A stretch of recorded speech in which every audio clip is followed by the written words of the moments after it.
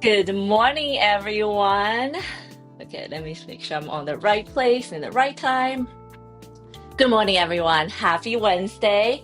Welcome back to Pinky Who Art's live painting sessions, where I share my art process, my latest work, and life happenings with you guys. I'm so thankful that you're here, you're watching. I already see some chats coming in.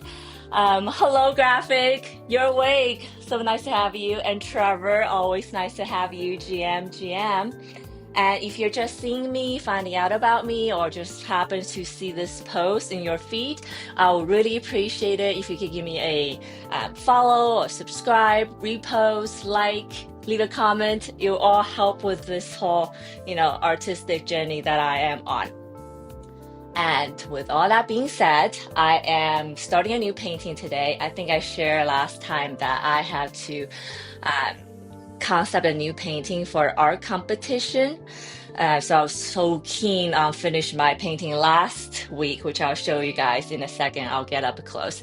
But the bad news is my competition is rescheduled to December and I can't really make it to that date. So it's kind of bummer that I can't experience what it like to, do art in the live audience. I hope the organization is going to be okay and, nothing happened and whatnot.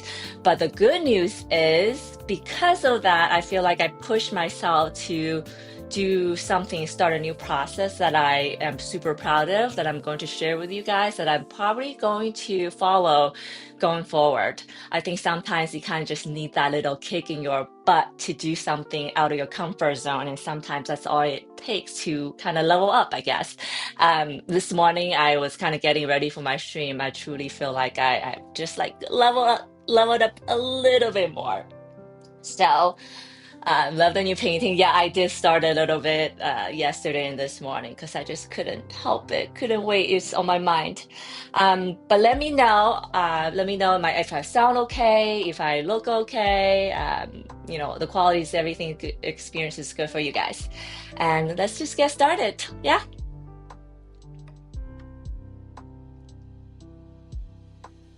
Okay, well, before I show you guys this new painting, I'm going to show you guys my old painting I finished.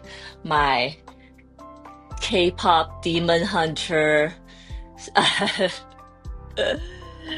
the Soda Pop song by Saja Boys. This was my little fun parody on it.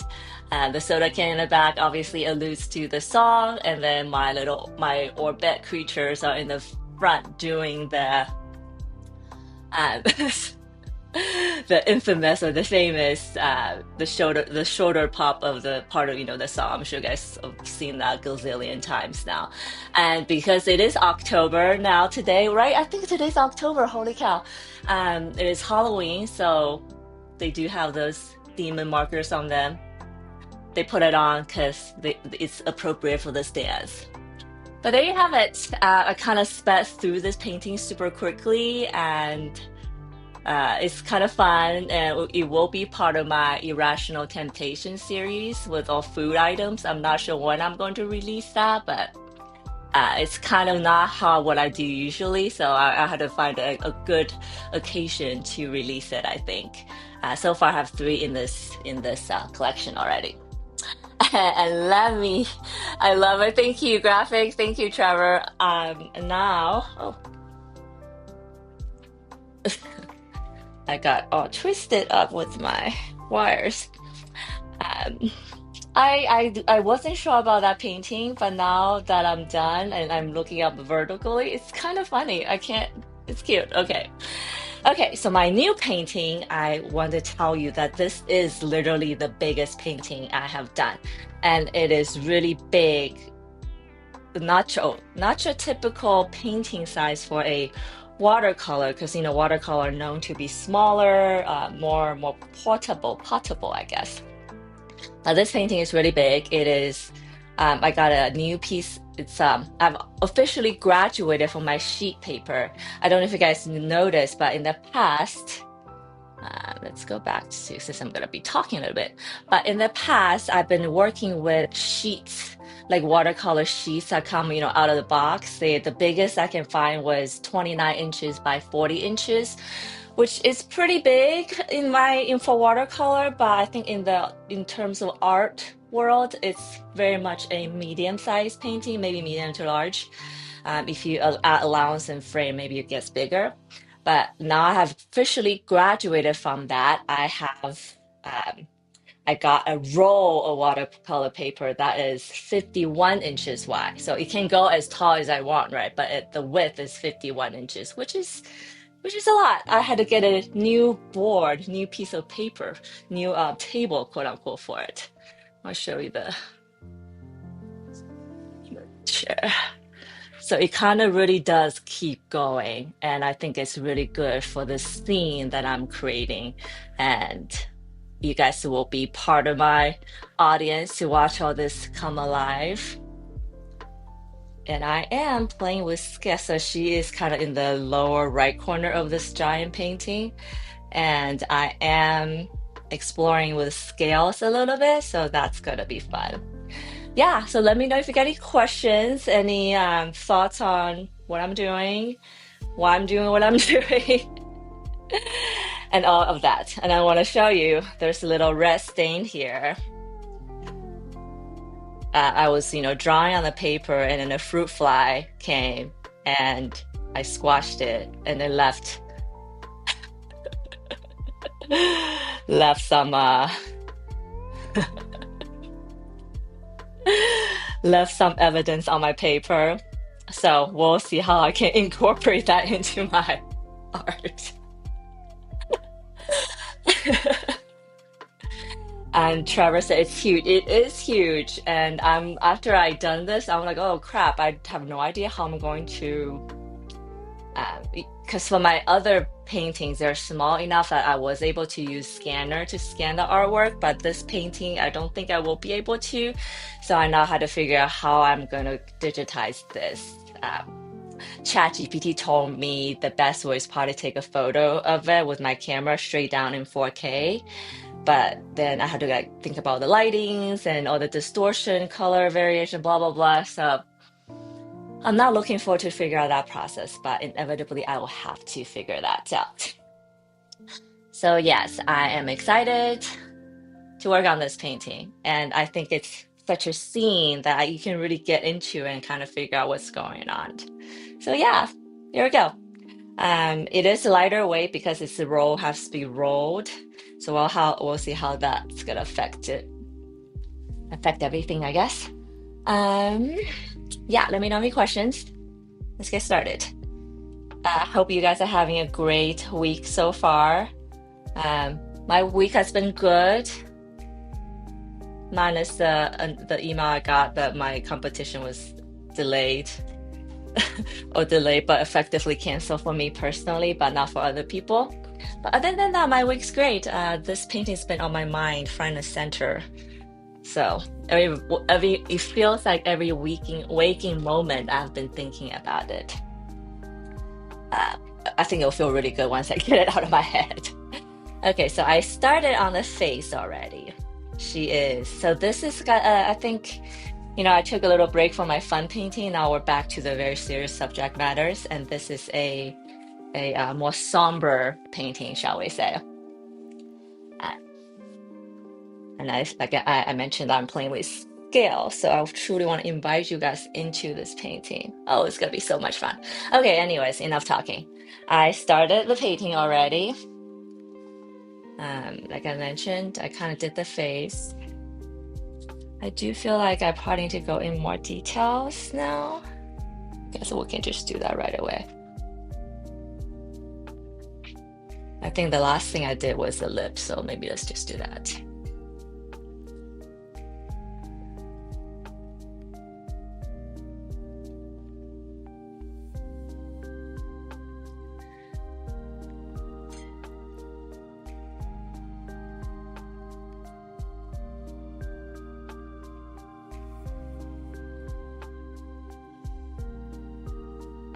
Looking forward to it. Yes, me too, Trevor. I look forward to see what comes of it. I think I'm always surprised by my art a little bit in the end because sometimes it really truly feels like it comes from thin air, and I looking back, it's like, how did I do that?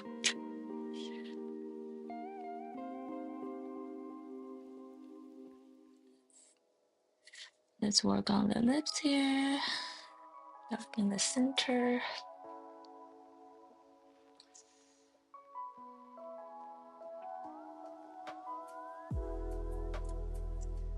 But when I was prepping for this painting, I felt like I leveled up a little bit as an artist because like it's surprising that the sheer size of it kind of truly makes a difference sometimes, because now I think about, I mentioned how I'm going to scan this, how I'm going to store this, because my portfolio little bag is now smaller than this officially.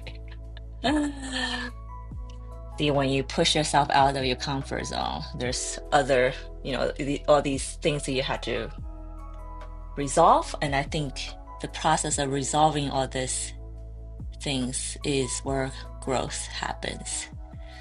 So I'm looking forward to what comes out of this.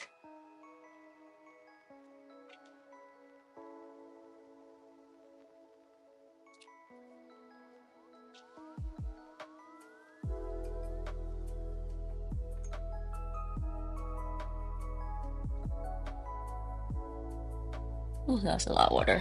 Way more than I wanted. But maybe that's exactly what I needed, because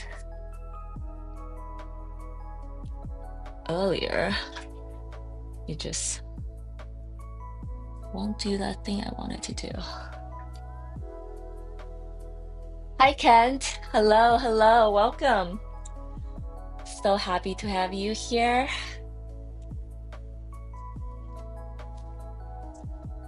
How's your week been? I hope you're having a good week so far.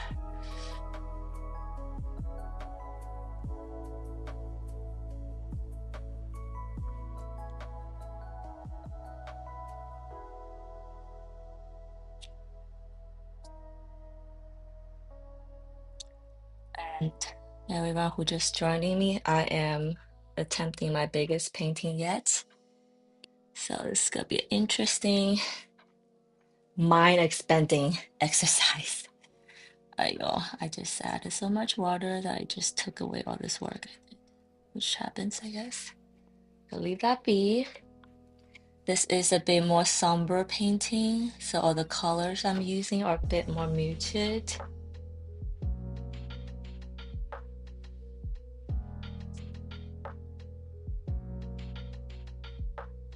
Compared to my Saja Boys experiments.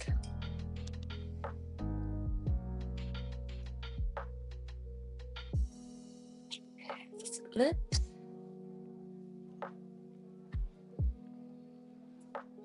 Ken, your art's been looking great on Instagram. All your black and white ink drawings, they look great.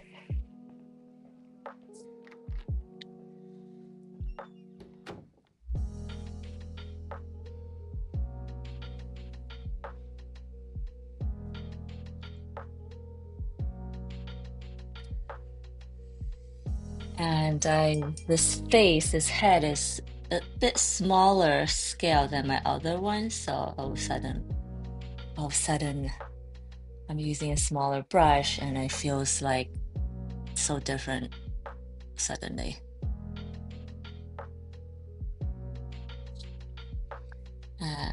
It's pretty interesting how scale can change so much.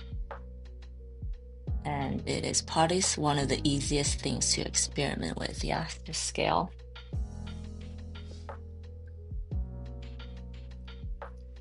Okay.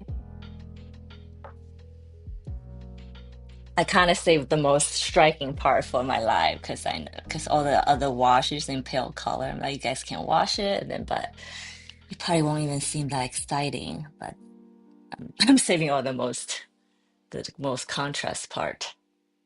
I hope you guys appreciate that.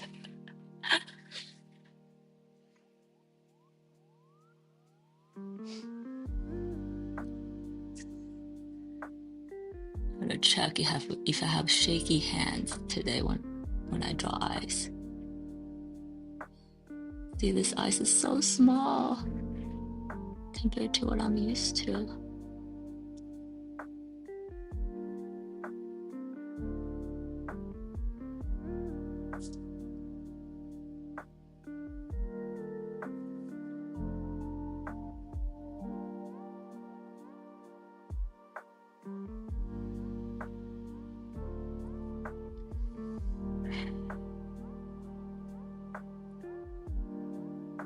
Definitely holding my breath a little bit for this.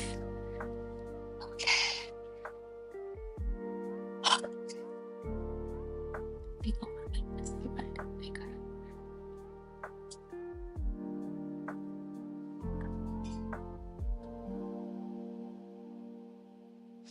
Kent says my face is already really well done. Thank you. And I kind of trying to make a point.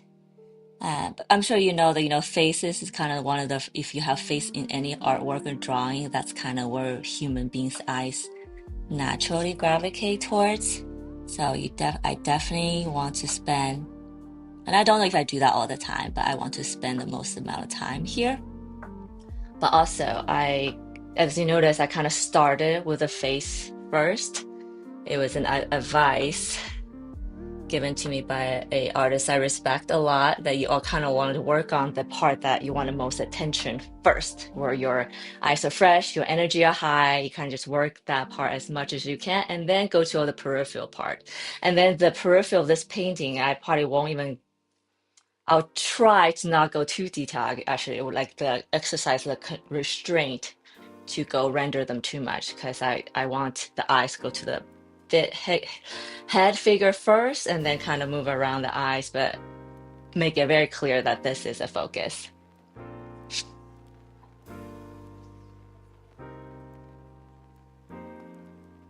And this,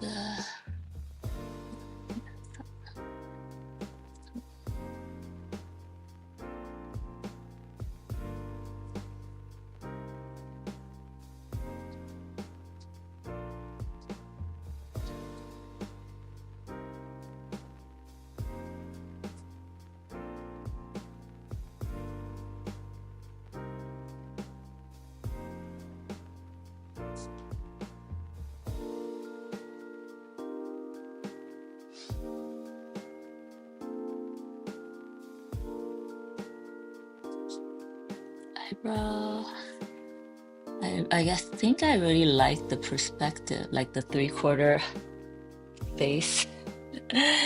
I've I think I probably should, not get so stuck on it, but and then I do other forms, other views more, but it works for now. So October 1st, I can't believe just like that we're in October. Pull this out a little bit longer.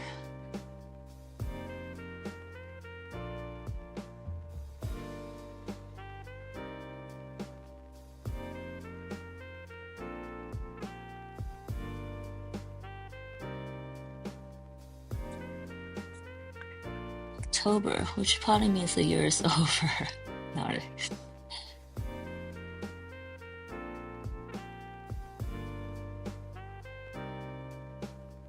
There we go. Hold my breath for that. I like drawing the shape of the eyebrow and cheek from that angle.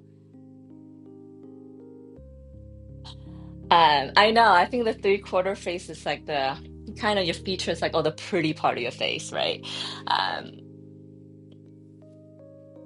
Yeah.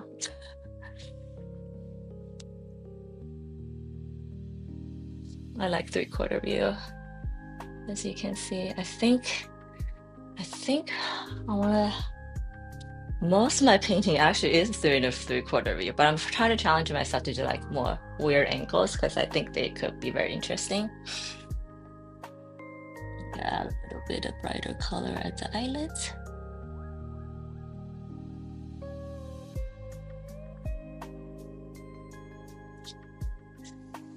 To give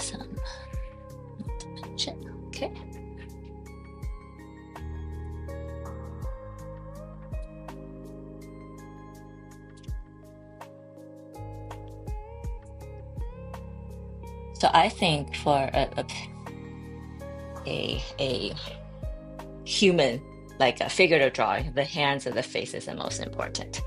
So that's kind of where I spend most of my time. This one, I feel like I should work on the ears, but I think you heard me mentioning, I think ear is just such a weird shaped thing. I don't love drawing it. And because I think it's weird, I kind of don't want your attention to go there too much.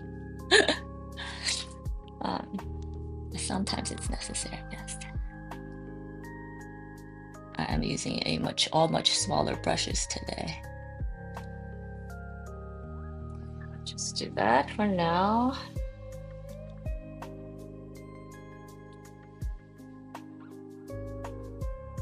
And let's work on the hand. So I'm switching to a slightly bigger brush.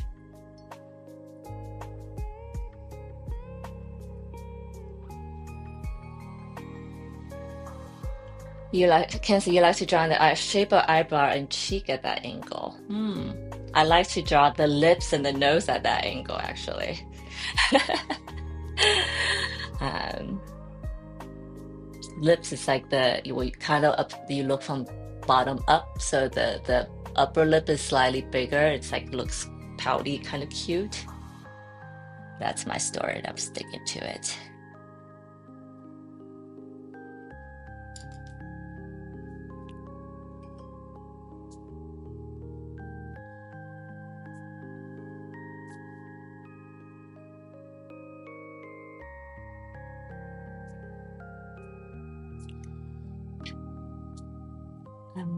I am doing a lot of washes on this.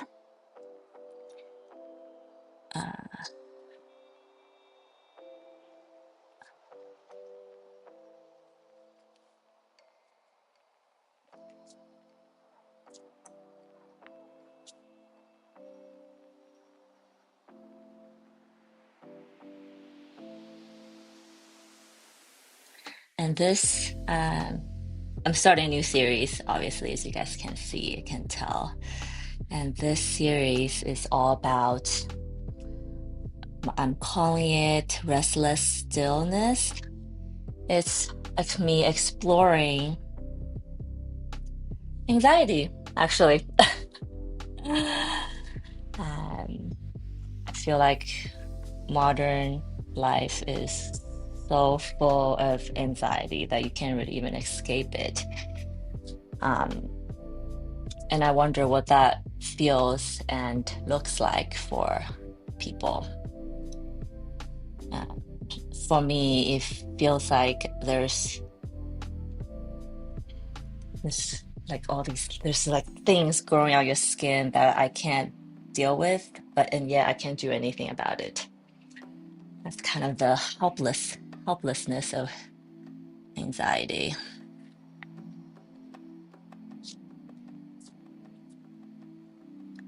I kind of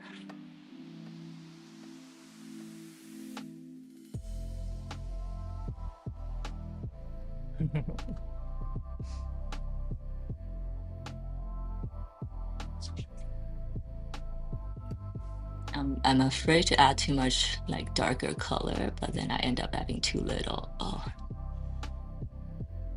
that's probably not what I wanted. I added a lot of darkness. Let's blend that out a little bit.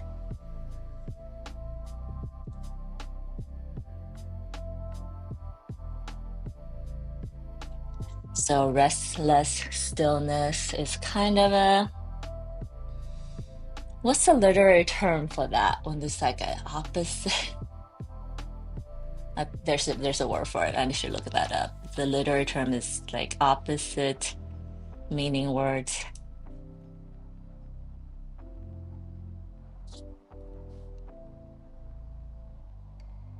That describes something. So yeah, let me know what you guys think.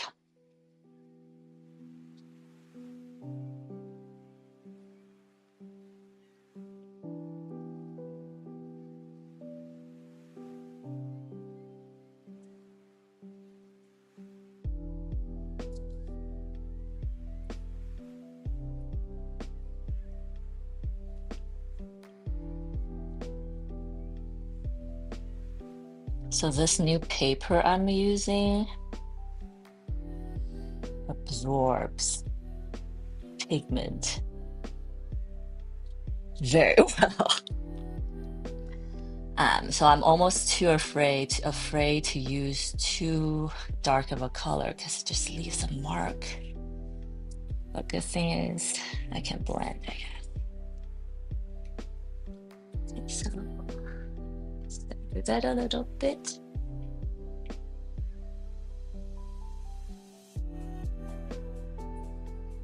Oxymoron, yes, Kat. I was like, it's like conundrum. That's not it. Thank you.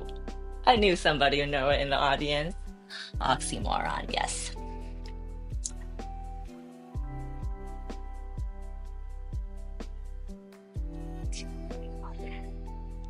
Now that we have that figured out, it's an oxymoron.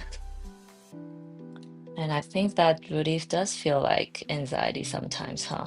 The oxymoronness of it all.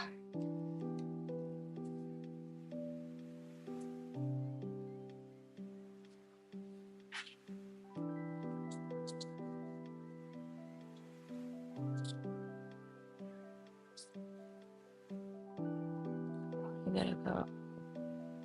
So this art paper I'm using is from Arches as well. I think they might be the only company that makes watercolor this big, so I might be stuck with them for a while. Yeah. There's a little bit nail that I need to do.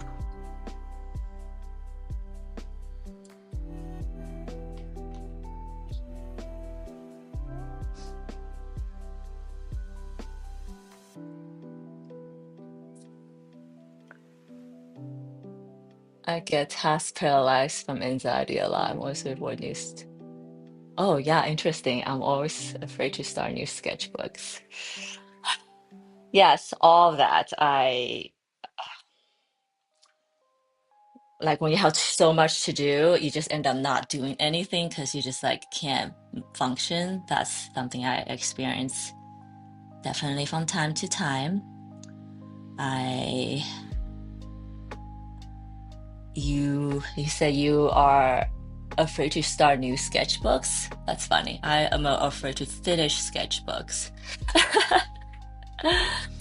I have so many unfinished sketchbooks. I don't know why. Like I love starting new sketchbooks. First page feels awesome. But then when it comes towards the end, I almost never finish a sketchbook because I feel like I'm anxious to move on to the new book. That once it's like there's, 10 pages left, I'm like, I want to start a new book. And then I start thinking about a new book, and then I can't get myself to finish the old one. I think people experience anxiety in so many different ways, and it comes out so different in everyone, which I think is fascinating. But yeah, so she's like experiencing some anxiety for sure.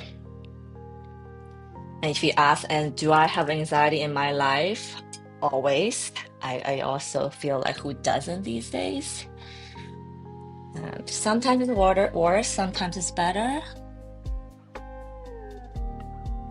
I think when the worst days, anxiety makes me very, very mean. Not a nice person when I have anxiety. So I'm definitely working on keeping that in check. And then doing artworks like this kind of reminds me of that. So exploring. What happened to my eyes? Cause just like water. See this? When new paper, it's like you gotta learn a new friend again. They are so different and behave differently.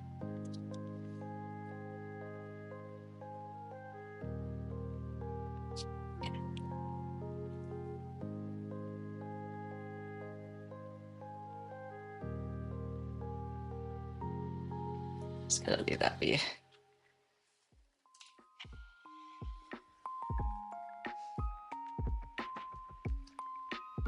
So this way so far, not bad.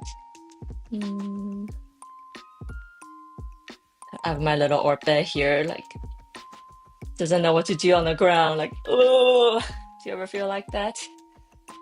Move on to this area. And I have another one here, like I don't know what to do.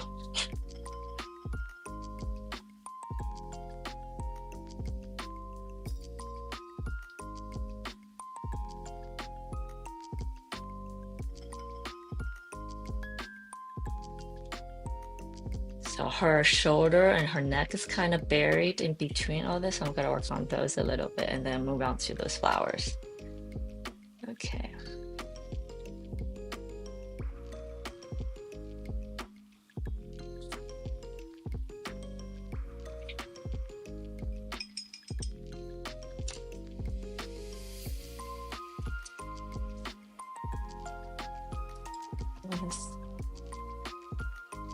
Oh, this is a brush I bought recently. I haven't really used. It's kind of, it's called an oval wash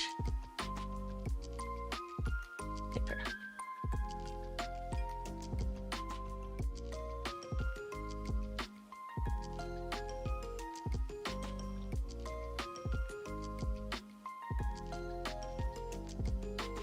I do have my go-to favorite brush, you know, I use just all the time, and that's the only ones I use sometimes. But I think it's good to experiment with different brush colors. Oh, brush size, shapes.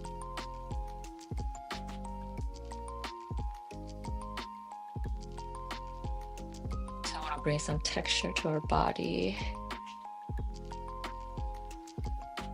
The light's coming from kind of this way, okay.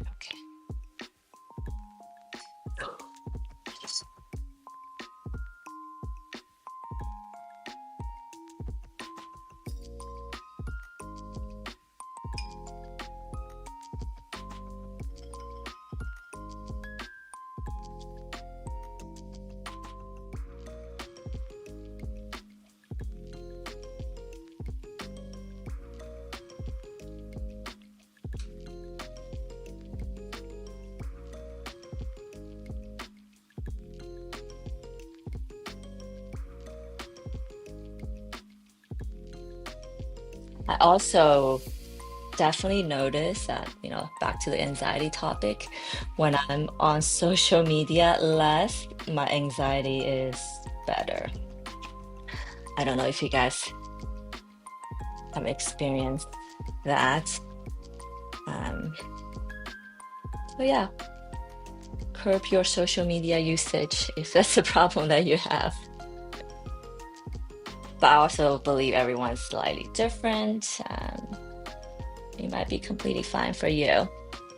I think a lot of people I know thrives on it, which is awesome. But I just know myself that when I'm on social media too much, it's like this invisible thing that just makes me feel not good.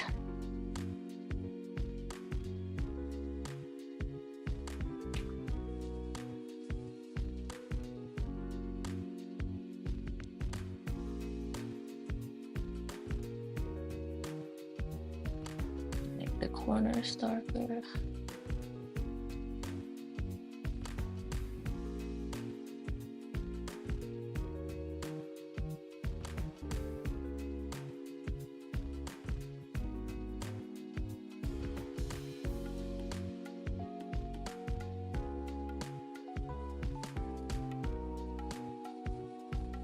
Thank you, Trevor. Kind of lost. Um, Not lost, but like frustrated, I guess, because it's the light, preserve light.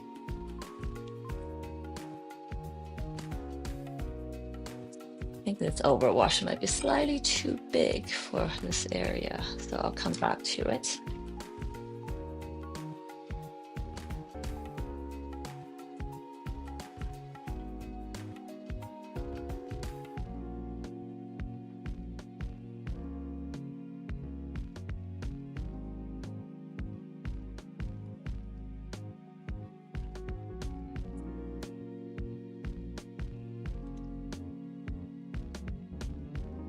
now that I'm not going to the live competition anymore, I guess I don't have to rush through this.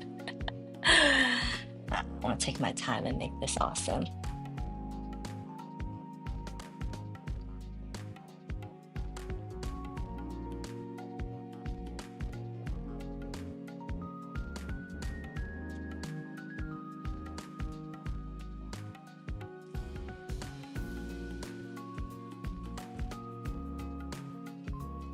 Sometimes I have a moment watching politics stuff on YouTube. Yes. Oh yeah, politics is probably the worst to watch. Because they never talk about anything good, right? It's always like the world's going to shit, we're all killing each other, what's wrong with everyone? It's never a good thing. So yeah, definitely. It's good to be informed, but I guess we don't need to get swept up in other people's opinions, maybe. Because that's all politics is, right? Like if you look up definition of politics, it's like the art of persuasion or something, which means it's all opinion.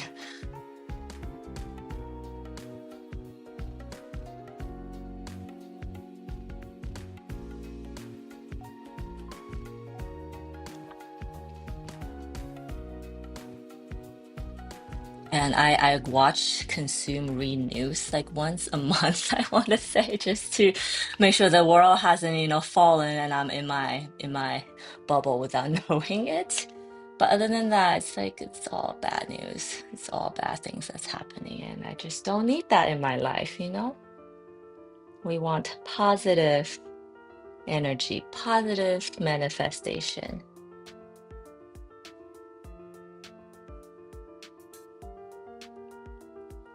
So this is like the part that's under in the shadow.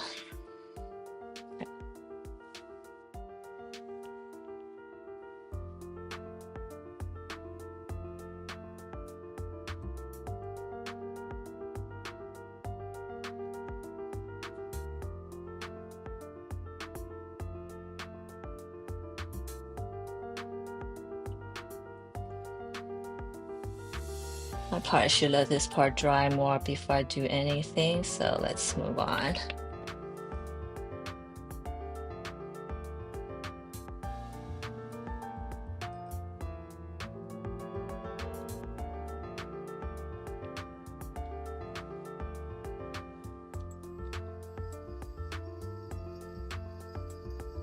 Behind the ears, in the shades.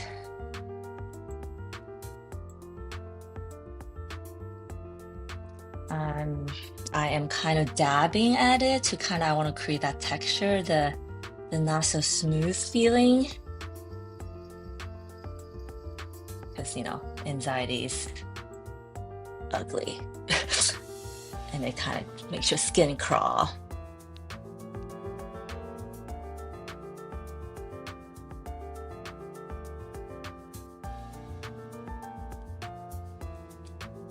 I hope I'm capturing that justice.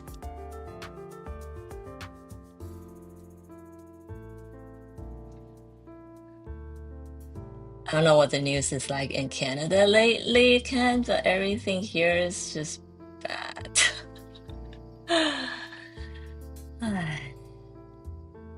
And then I just retreat to my art.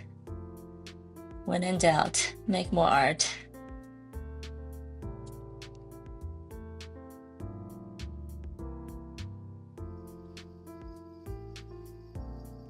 And I really enjoy this way painting, actually.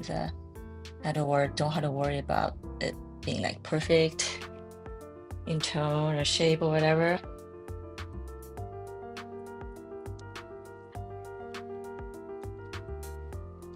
Her skull is open. I have some masking fluid on it, so I'm just gonna go right on top like this. And all these branches are growing out of her.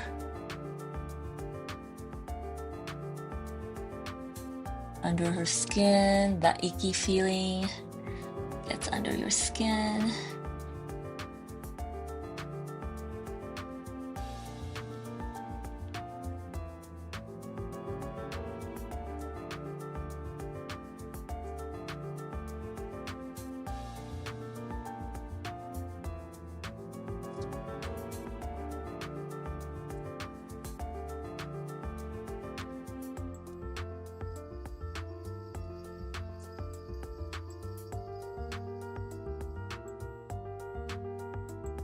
I'm getting ready to release a new collection, my Preserve Me collection. They are done and scanned and prepped.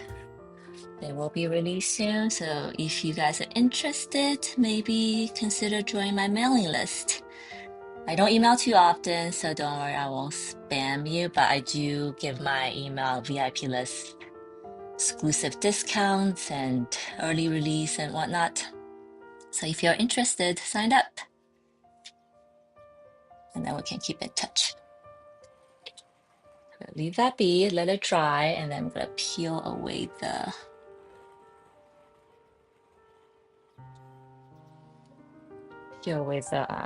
masking fluid.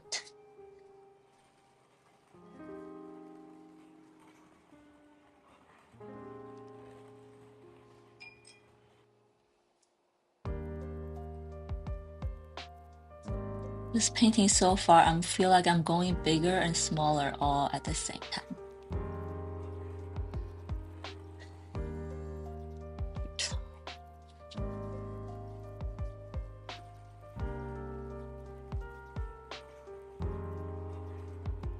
And I wonder if it's gonna take me more time to paint. It would make sense because it's bigger, but sometimes it's not always directly proportional. And that's why they tell artists to go bigger, because you can fetch more money for your artwork, sometimes for the same amount of time, but not always.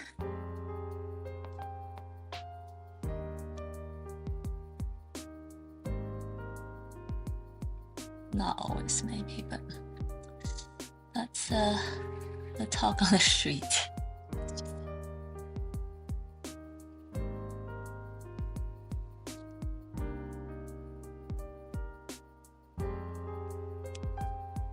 Okay, so let that be. There's a lot of flowers going on, huh? Okay, so I'm going to start with this area. Let's do this area.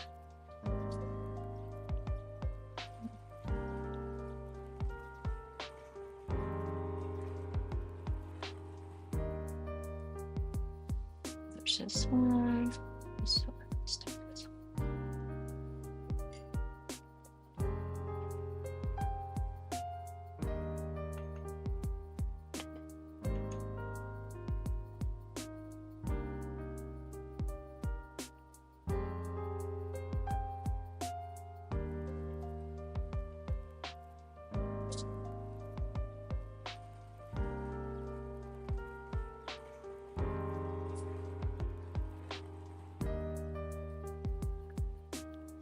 My daughter helped me with some of these lines on the paper.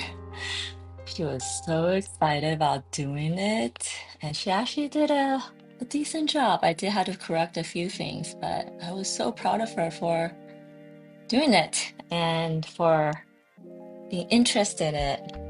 Maybe I will train my own art assistant soon. She is only 6 though, so I still have to do a lot of the work. But it's awesome to get her excited early, I think.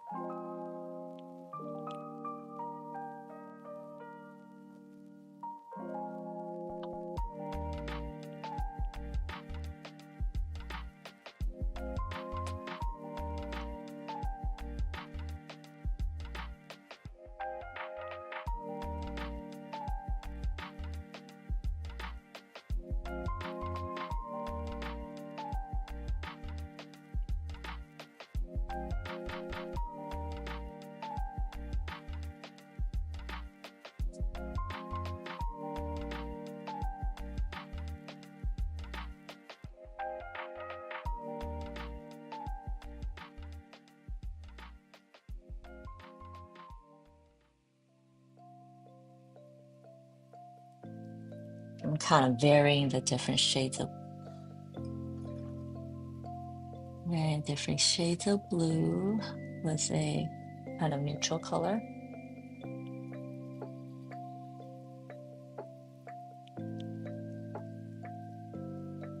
Oh, that's cool.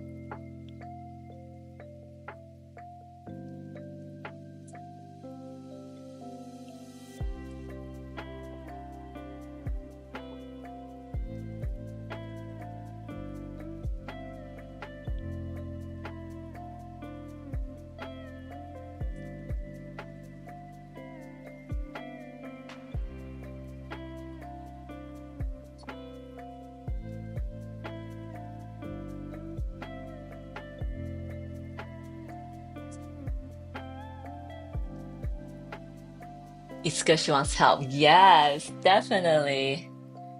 And that's why I want to be like, encouraging instead of being critical, because that sometimes is the difference between someone who's into it versus they just decide that they hate it because their parents ruined it for them. It kind of what happened to my husband and piano.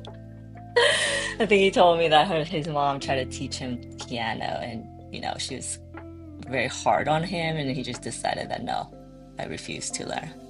So I don't want that to happen.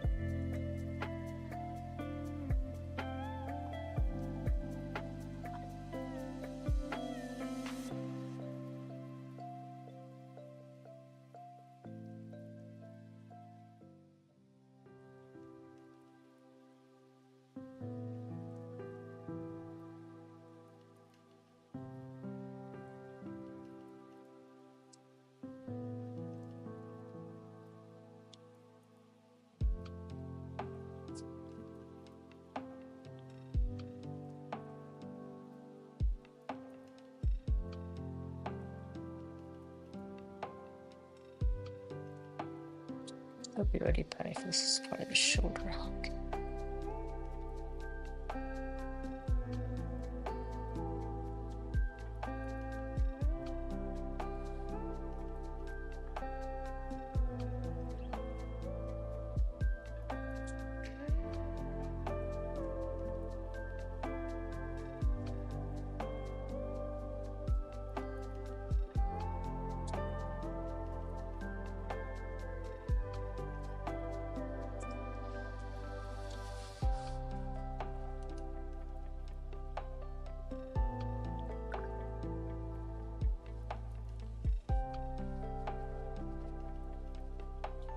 And because this paper is much thinner, I just realized how to be very careful about not overworking this area because that could start making the paper dissolve. I didn't have to worry too much about it on my other paper because it's so thick and the chances that happening is very low. But this paper, I can feel that it could happen already. I could feel it. So I had to get more confident with my strokes, and then I just go with it without having to blend or render too much on top. Okay, cool.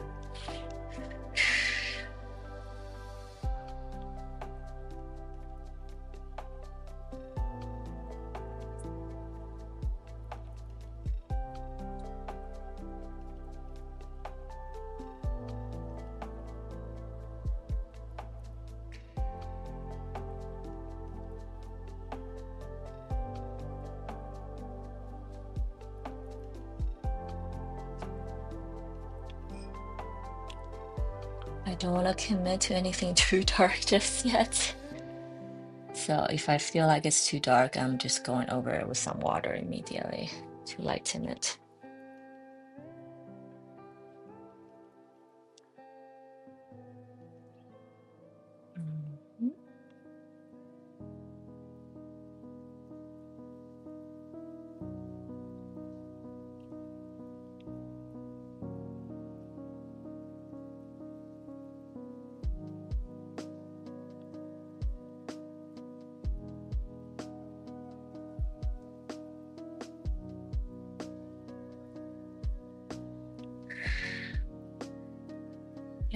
This needs to be dried a little bit more. See if I can do this now.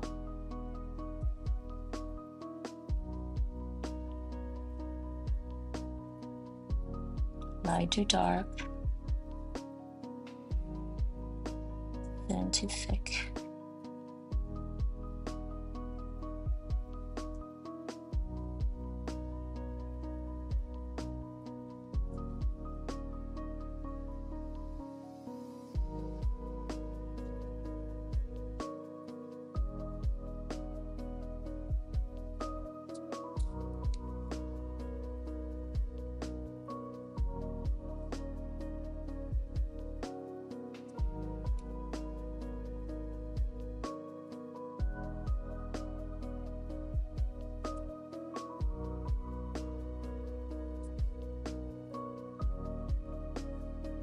Okay, let's let that be. I like all the blendingness that's happening in between the shapes. That's cool.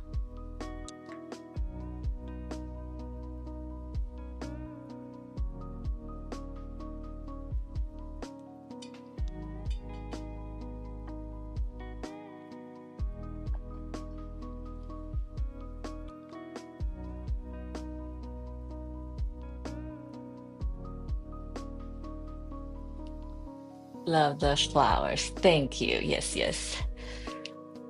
They're kind of doing all we have actually I have no idea how this is gonna end up looking like because it's still wet and all that's kind of blending. So we'll let the water do its thing and then come back and check to see if any refinement is needed.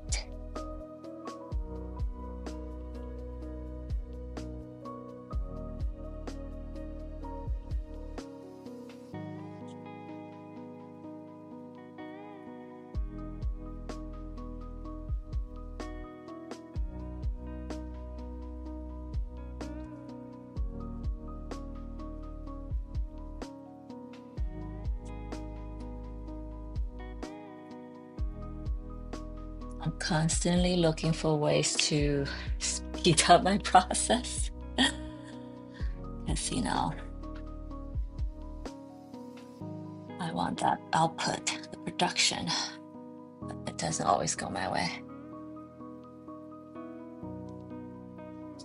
And I don't want that bring me any sort of anxiety as we're talking about it. So just gotta trust the process.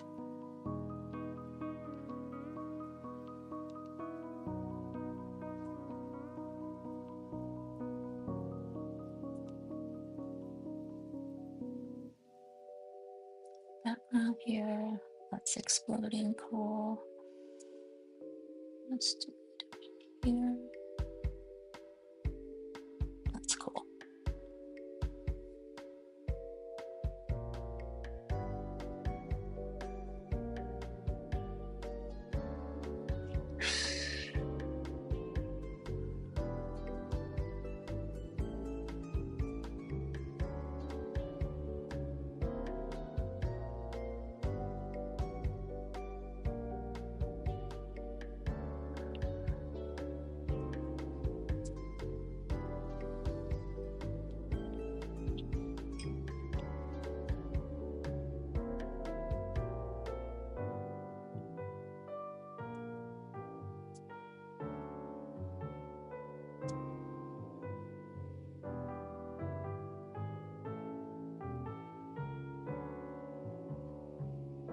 Key orbit too, yeah. I only had 2 orbits in this painting because they originally thought, I only have 5 hours to paint this, and they take me so long time, blah, blah, blah.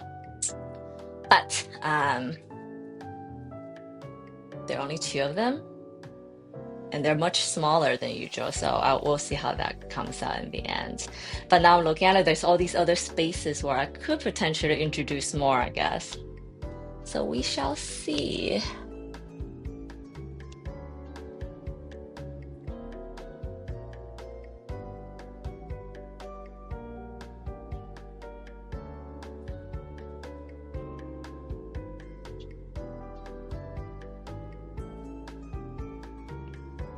Are we ready for another wash here? I think it's still slightly too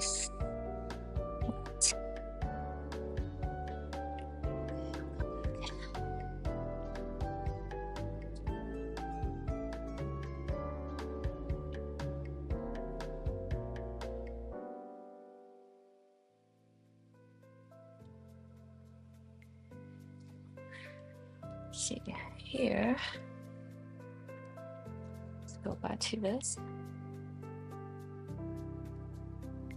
It's damp now, so not wet. And it has some darker colors. Okay.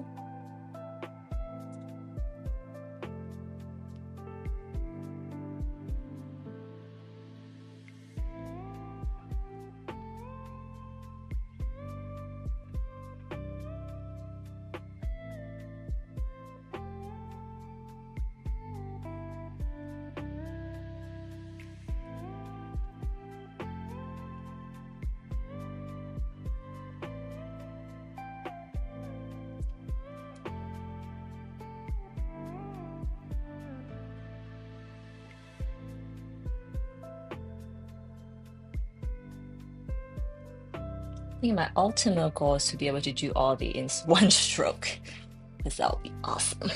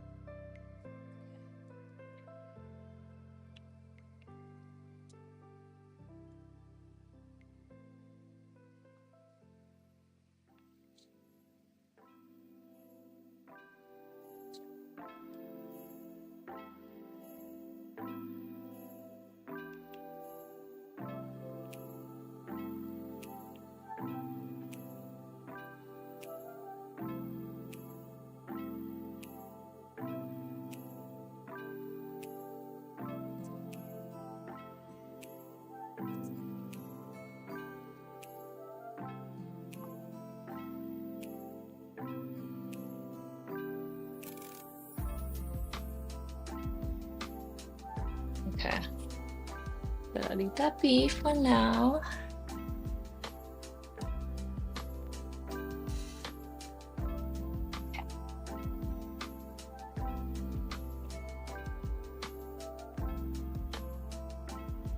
Adding some cast shadows in here right away.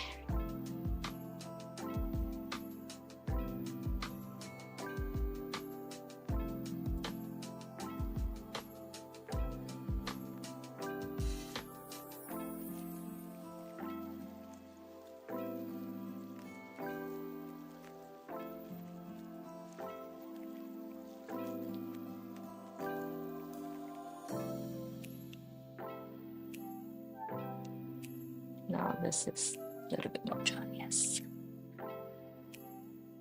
Oh, this is a good moisture level. Slightly wet, but work.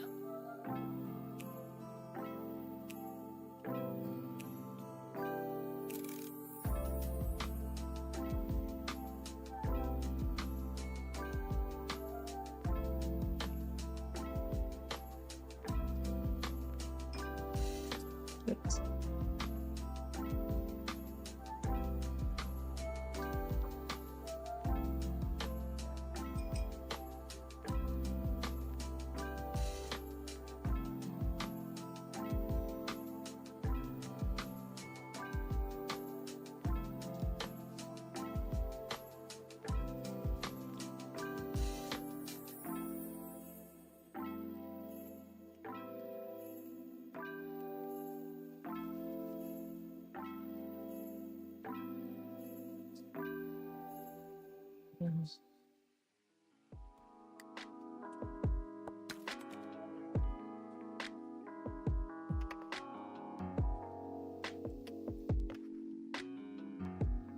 And if you guys are just finding out about me, come across this live stream for the first time, I do this every Wednesday This is my 62nd episode.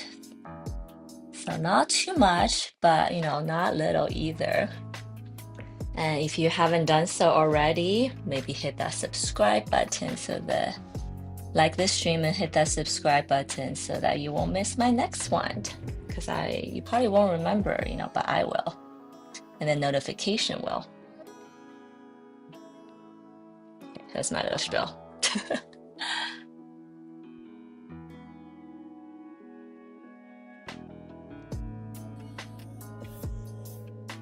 Yeah, this paper is so different. I'm actually in shock of how different it feels.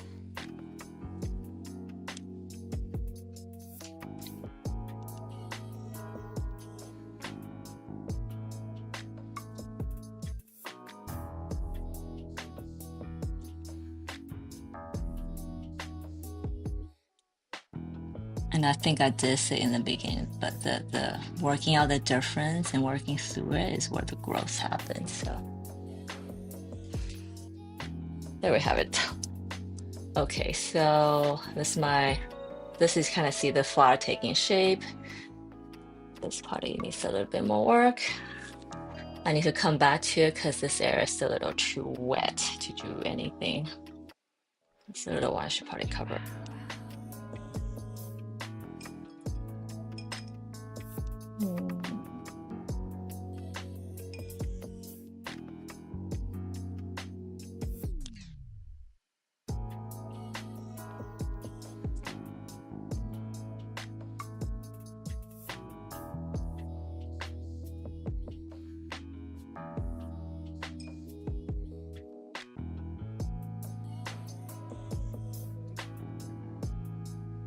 Hi, Vanessa. Welcome. Happy October. I know. I can't believe it. It kind of snuck up on us, huh?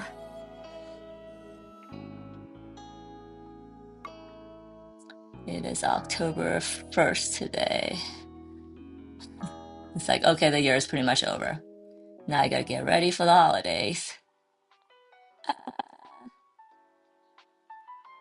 Holidays generally is actually the most stressful time for women and moms. So if you have a mom in your life, that be nice to her during the holiday time.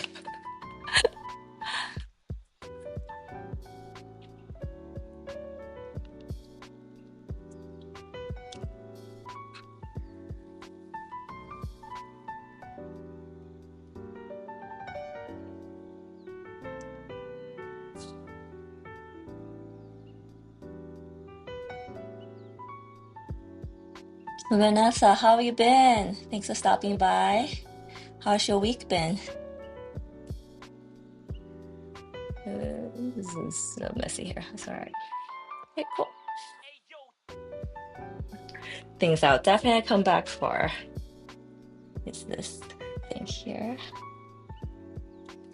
I'm not adding some of the details I want to yet because just first wash and I don't want to get too ambitious.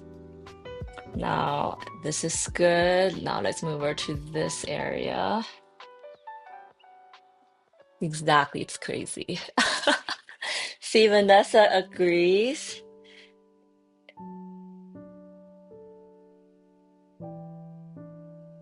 Oh, Indian summer, awesome. So next Monday is Mid-Autumn's Festival in Asia. It's like a big deal in Asia where it's a harvest moon, people celebrate family and being together. It's kind of like our Thanksgiving, I guess. But in Asia they call it Mid-Autumn Festival, and the name is slightly different in every country, but I think every Asian country has a version of this. So their Thanksgiving. Why did I mention this? Oh, like this year it is super late because it's usually in September, but this year it's actually in October. And my dad told me that usually when that happens, it's like, according to the alumni, oh my gosh, what's the thing that called the farmers use, the almanac? Blech, I'm butchering that, but it has like basically how the pattern and the planet shaped is you gotta have a really warm fall, early fall. So I guess that tracks because it's super warm here and it is warm in mid 80s at this time. It's pretty awesome, actually. Oh, that's exciting. Al Almanac. Yes, thank you. Almanac. Yes, thank you. That. Oh, that's exciting. I'm sure you're going to spoil your little grandson rotten. I'm sure that is already in the plans. It's like, what are you going to do to spoil that little child? Obviously, with lots of hugs and kisses, but I'm sure you have things planned.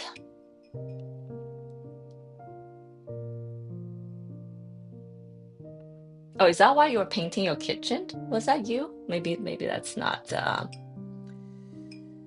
maybe that wasn't you. I'm sorry.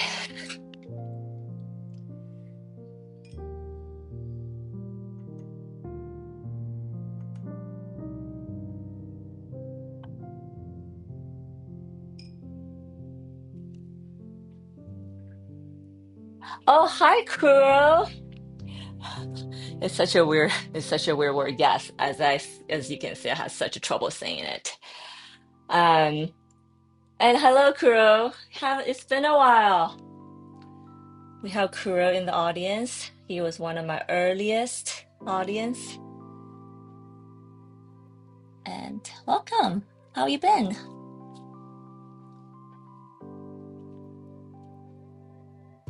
How's school been?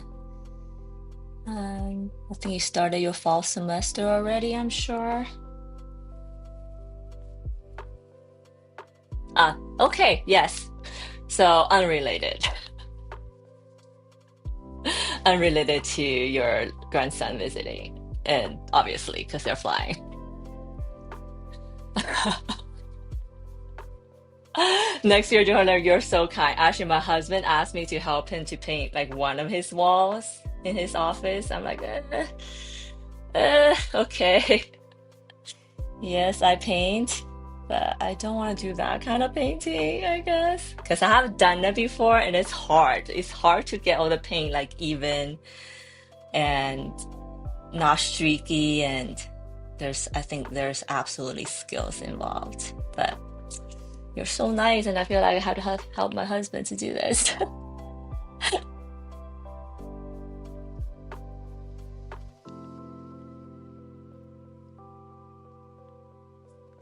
Oh, no worries, Kuro. You don't ever have to apologize.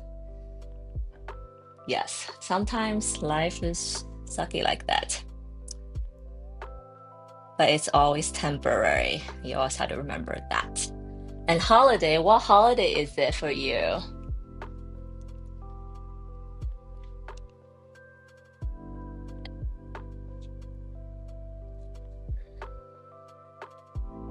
We have, my kid has her fall break in a couple weeks, and she has like 5 days off from school. Not a lot, but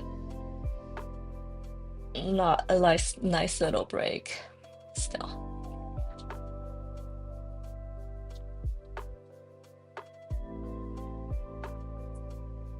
Hello, Tom. You made it.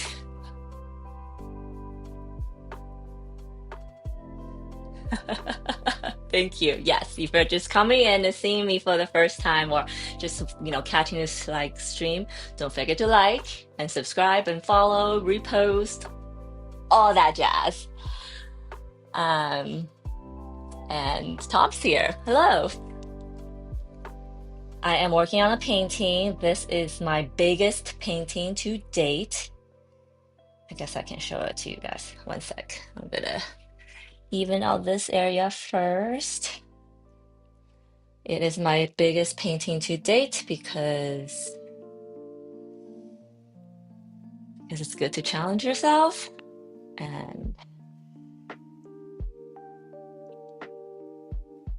And I think I mentioned that my goal, I want to get into galleries, so I need to have big paintings to show them.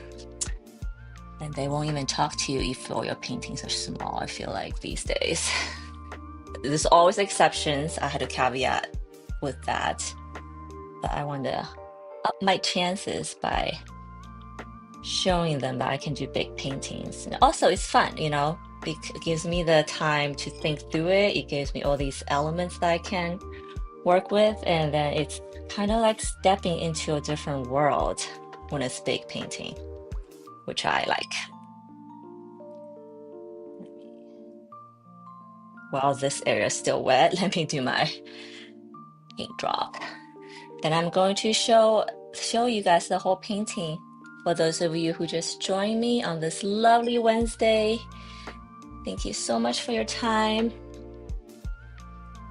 And if you have any questions, concerns, maybe hopefully not concerns, but questions, curious about what I'm doing, why I'm doing what I'm doing, please ask away, drop in a chat. Okay. So this is what I have so far.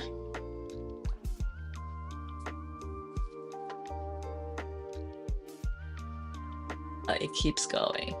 It keeps going. There's so much stuff here that I want to do.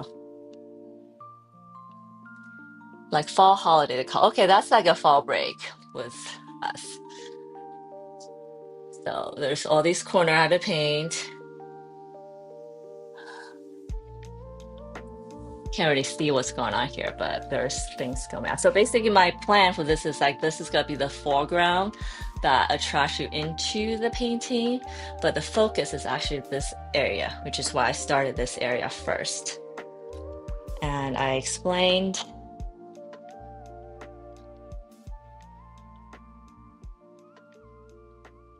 how long overall do you think it would take you? 2 weeks, but obviously I don't work on it every hour of the day, and I'm hoping to speed up my process so it's not 2 weeks. I really should be doing like one a week, but I don't have the time. But in terms of hours, maybe 15 to 20 hours. So I guess I could technically, if I just like didn't do anything else in my life, I could do it in 3 days, but that's not how life works for me either. So yeah, I'll say 20 hours more or less. Um, this painting, I think Kuro, you might enjoy the meaning of it, but it's the series. This is a new series. Oh, this is also the biggest painting. It's 51 inch by 36 inch. And because of that, I kind of had to redo my lot of process because to digitize it, I need to figure out a new way to store it. I need to figure out a new way, all that stuff. But good problems to have. But this painting, what I'm exploring, the series is called Restless Stillness. Ken was so kind to help me that this is a oxymoron kind of a title. I am exploring anxiety, how it affects us, how it shows up for us differently. So it's kind of start of it. For me, it's like that feeling of something under your skin that you just want to scratch, but you don't know how, and it becomes a debilitating kind of feeling, where you just end up don't want to do anything because you just don't know where to start. And then I share that when I'm really anxious, when I'm like going through the thick of it, I'm not a very nice person. So I am definitely trying to keep that under control. And I feel like talking about it, me doing an art series about it, is my way of reminding myself, perhaps.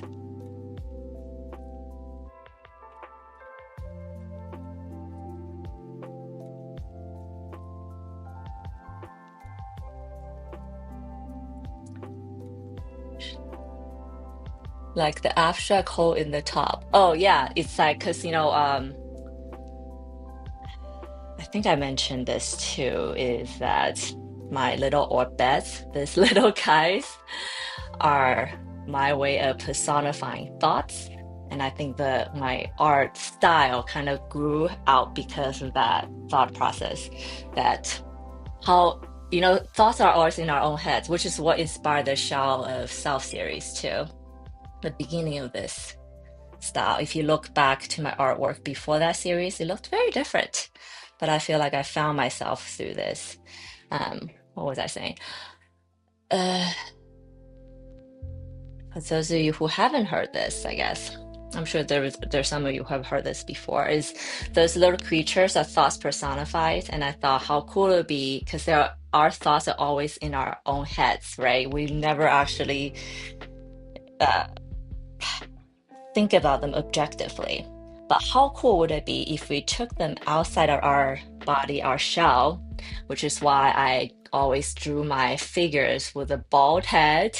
So I don't have to deal with hair, but also it's kind of taking inspiration from porcelain dolls, and they have open skulls. Because, their shells are like teacups, porcelain dolls, where the thoughts are outside of their body. And I kind of want everyone to, when possible, to take an objective look at your thoughts of the things you're thinking about, if they're serving you, if they are or doing harms to you. And then maybe when you realize they're doing harms for you, that you could do something about it, get help or stop those looping thoughts, etc., etc. So where was I going with this? They're happy, kawaii thoughts. Sometimes they're a little devious, but I try to make them cute because they're kind of contrast between the rest of the painting. And, we should like our thoughts, and not be enemies with our thoughts, because then that's not serving ourselves, right? Also, the album art of Insecticide Nirvana feels like dark and rich. Oh, that's cool. I should look that up, Tom. I'm gonna write this down.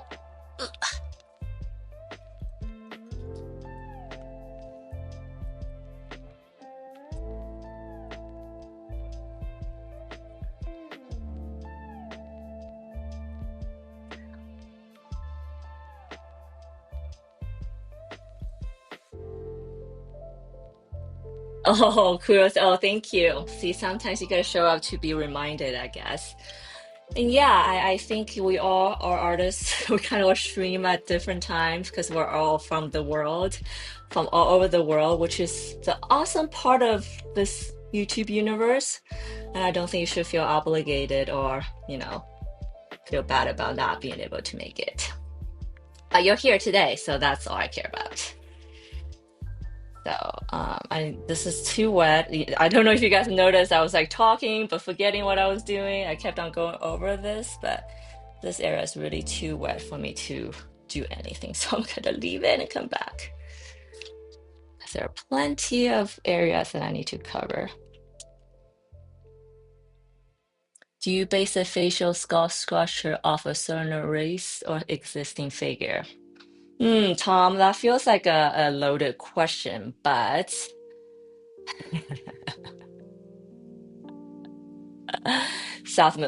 their all faces are Asian faces, yes, but I based off of them, um, off of like those Asian porcelain dolls. And if you have seen them, they kind of have like this really narrow, long, skinny, like beautiful eyes, kind of like a cat eye look. Instead of like Western dolls, more like round, big eye look, right? So yes, I guess the face is always Asian. So South Mongolian sounds right on point. Some people have said it looks like Korean, which is also completely there.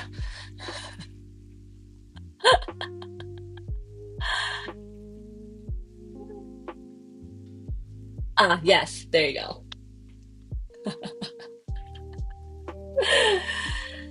But yeah,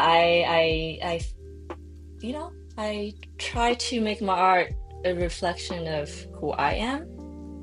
And obviously, I am Chinese, so of the Oriental descent, Eastern Asian descent, and I love cat eyes in terms of makeup.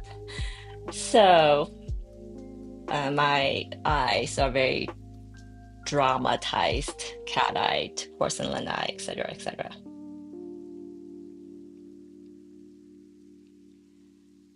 Tom, what is your ethnicity? I don't think I ever asked, but you seem so um, up with like Asian culture that I had to. Maybe guess you are Asian yourself? Maybe not. Maybe you're just into K-pop,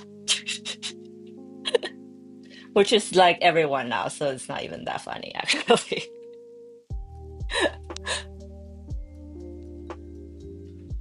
Beautiful eyes. Thank you so much. And Ken and I are talking about it, but we like this three-quarter view of our faces and eyes because I feel like it shows all the most beautiful part of it. Profile's nice, no. Profile's nice too. I do that too. But I almost never do a face straight on. Yeah, actually, never face straight on. And I don't think I ever will. Three-quarter profile is my jam. There you go.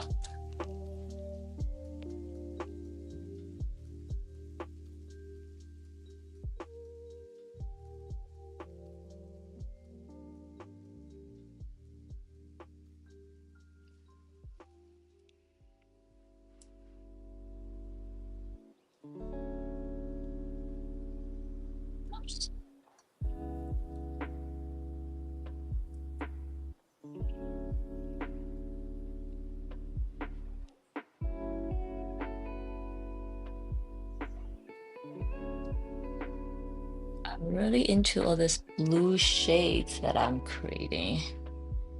It is very calming, which is good for my anxiety, I guess.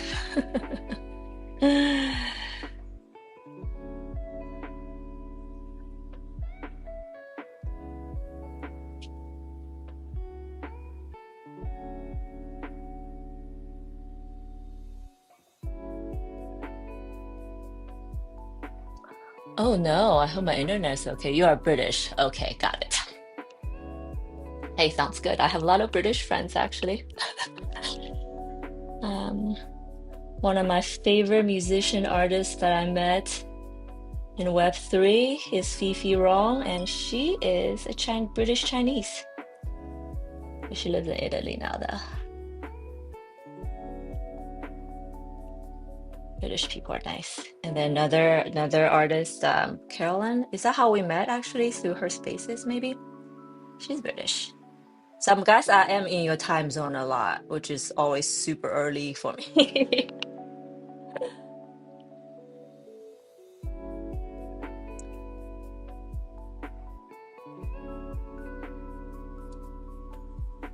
If anyone wants a poem wrote, I just need a topical title. Sorry.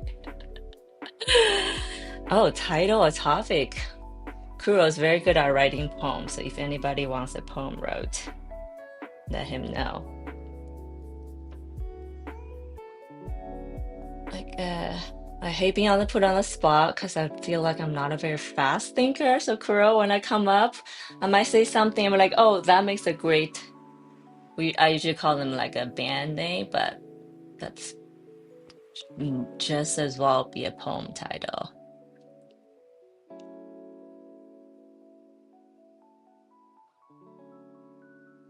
And Tom, I love Italy, just not so much the people sometimes, I guess. Wait, am I even? I shouldn't say that here.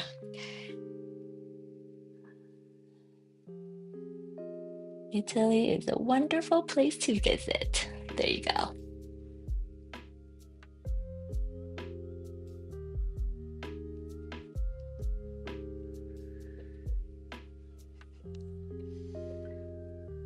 And you want to know reasons? You can DM me offline.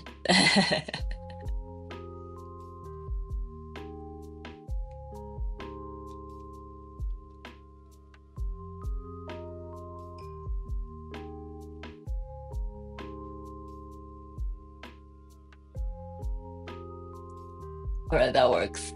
I could also do a short story.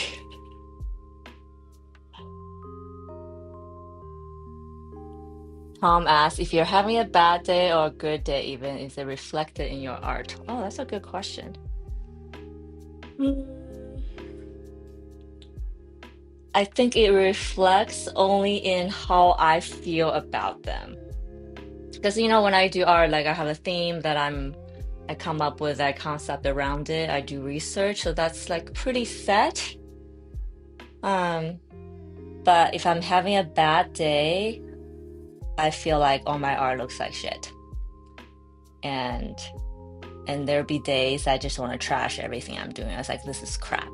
But I've gotten better about that.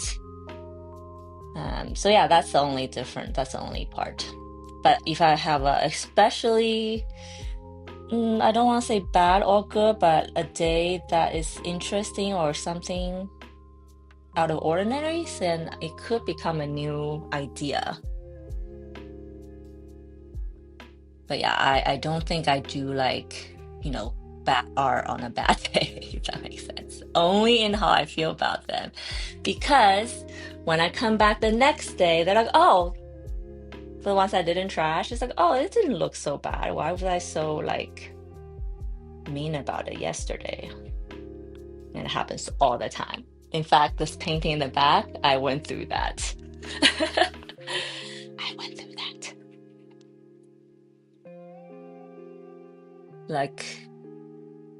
Like will some of the painting be black on a bad day? No.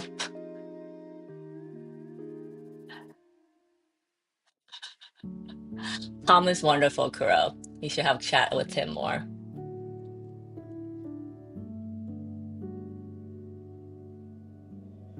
Yes, Tom, well said. You said that the hardest thing about being an artist is the overwhelming self-criticism that comes with it.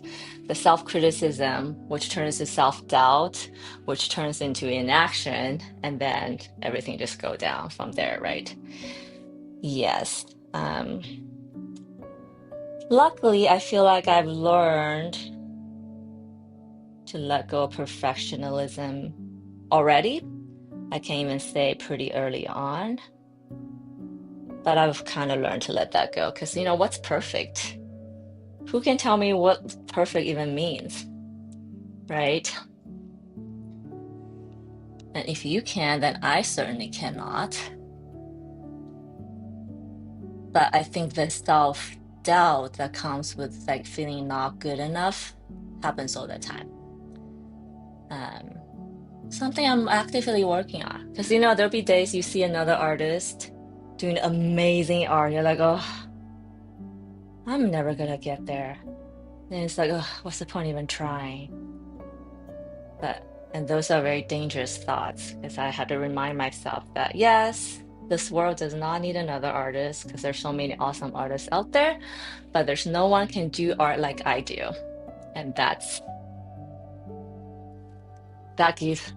And I hope, I share this that maybe you guys can repeat it to yourself or whatever in whatever version that works for you because it really works for me. It kind of gives me that little self-confidence booster.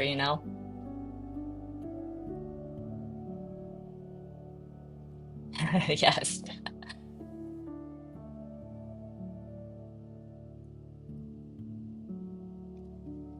Yeah, exactly. It's in the eyes of the beholder. Now I just need a gallery. I just need a little, a gallery owner to feel that way, and I'm manifesting it. It's gonna happen. It's gonna happen soon.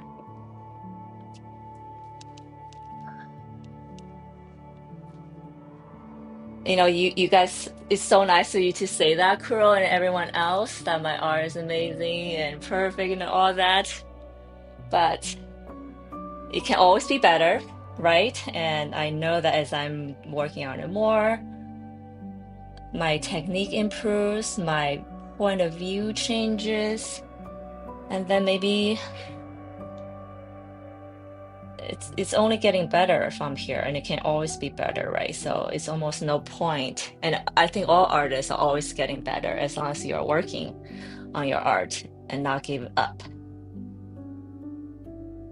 So perfection is almost a death sentence.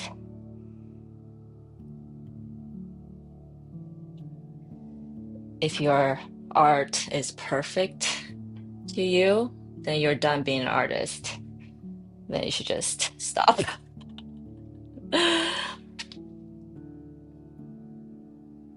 It's in the pursuit of becoming better, I think, is what makes the art, or what makes an artist, and also what makes artists being an artist is probably one of the hardest professions, because I don't know if other professions you're littered with these thinking all the time. Can I even call it art, being an artist a profession? It is, but I don't even know if that reflects the things that artists do.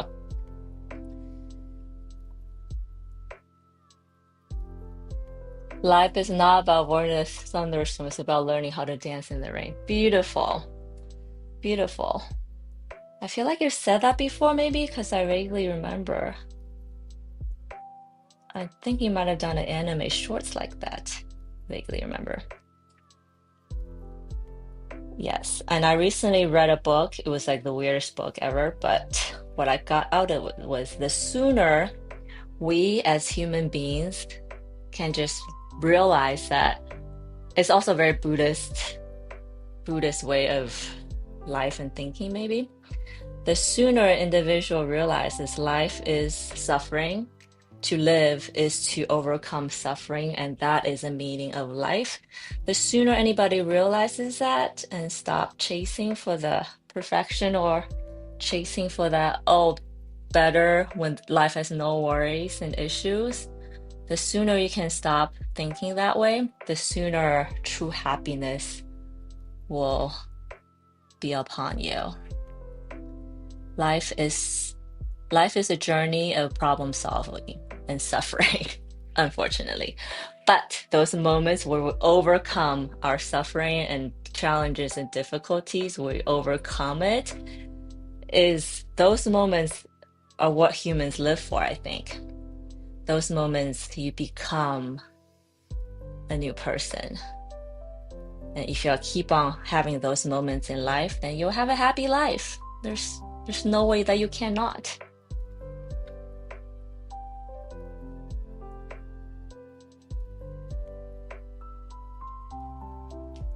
Ah, a puppy. Yeah.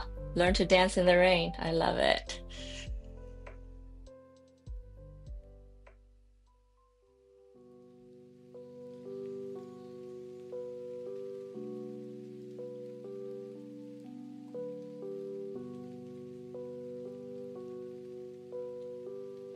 Let's make this darker. Feels a little too light because there's not enough contrast with the flower on top. So let's do that.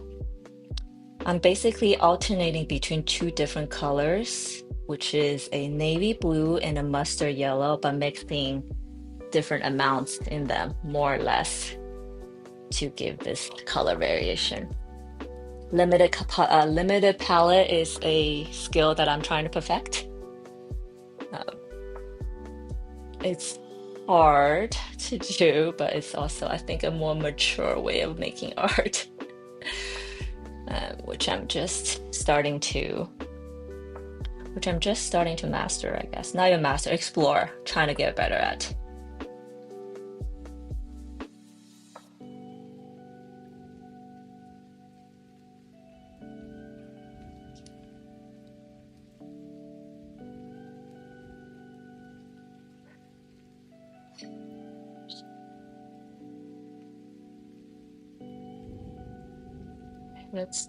Let that spread as a shadow underneath. Cool.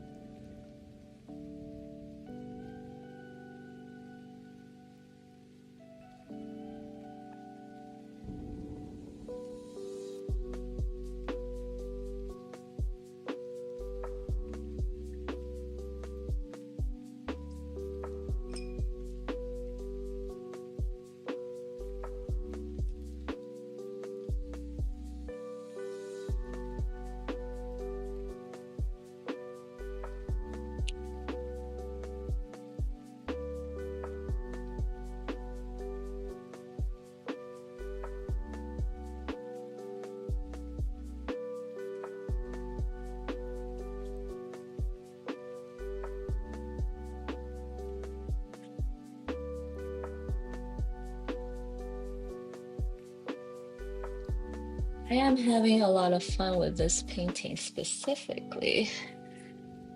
I think all the organic shapes is like what I like to draw and paint normally. There's just so much of it.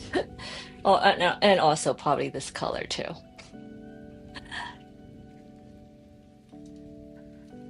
So I am just doing my first wash. I'm gonna go back and push the values back, bring some of the light highlights out eventually. But my goal right now is kind of get to the entire painting with my first wash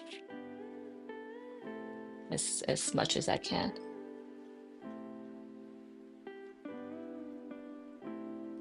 Maybe this is not what I want. Is this what I want? Okay, maybe.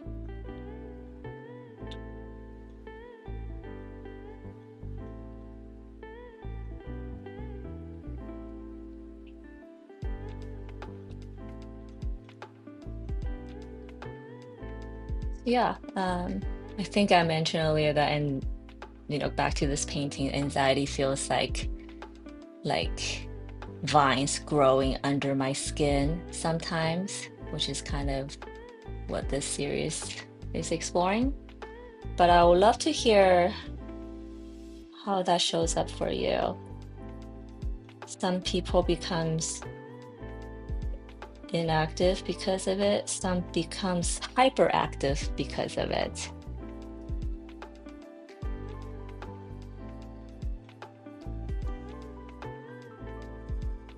I just become mean and frazzled, like a drug addict, I guess, is going through withdrawal.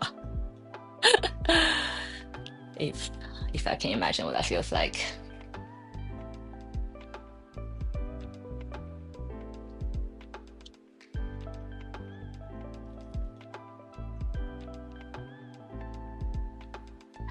Sounds good, Kuro. Well, I hope I'll see you next week. Oh, sorry.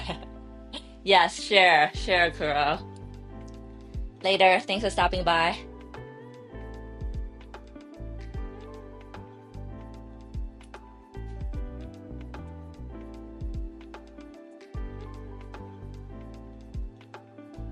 I'm gonna save all the darker colors for later. Yes, yes.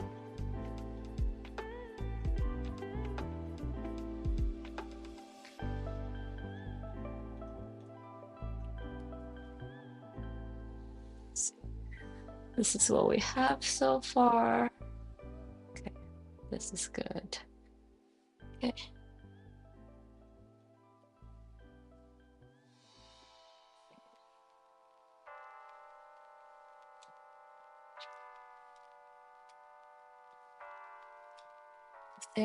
This area.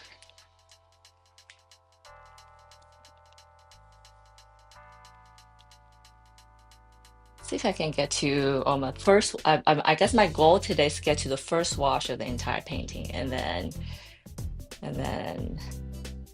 get into the details next week.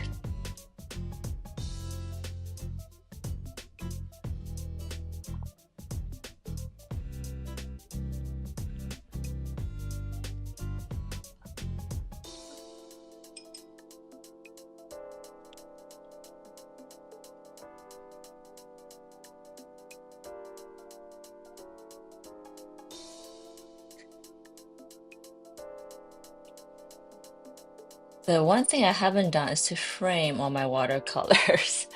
I have some smaller ones framed, but the bigger ones is gonna be so expensive to frame. That's why I think galleries charge you arm and leg for artwork, because framing itself is so expensive.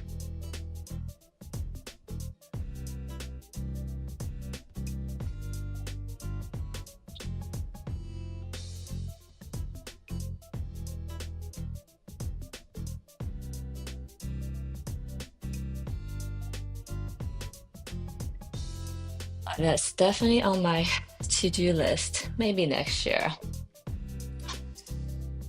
Because I'm gonna get into art gallery, then I'll have to frame my work. Ha ha ha ha.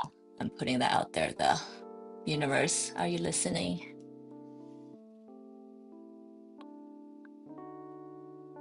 I also believe that things will happen as they should, It doesn't arrive a moment sooner or a moment later. Gotta trust that process.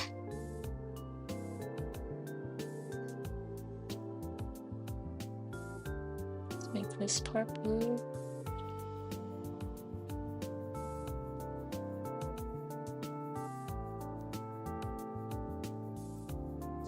I'm actually pretty excited about drawing all the branches, because branches and the texture is one of my favorite part of painting. I think I probably shared that before. So I think I mentioned earlier that in the flowers on the periphery, the ones that I don't want to be the focus of the painting, it's like I'm gonna zoom through them pretty fast because they don't need to be detailed. They just need to be more gestural, so your eyes don't get stuck on them.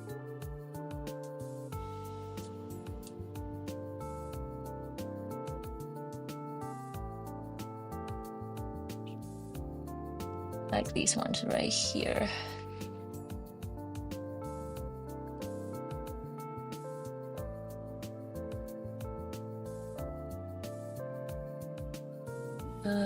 Sometimes my lines confuse myself. I think I mentioned in one time I was streaming that, yes, I concept, I draw, on my pencil lines, but a lot of times when I come back the next day, I don't even know what I just drew. So you kind of just use them as a guideline and then add and subtract as I go.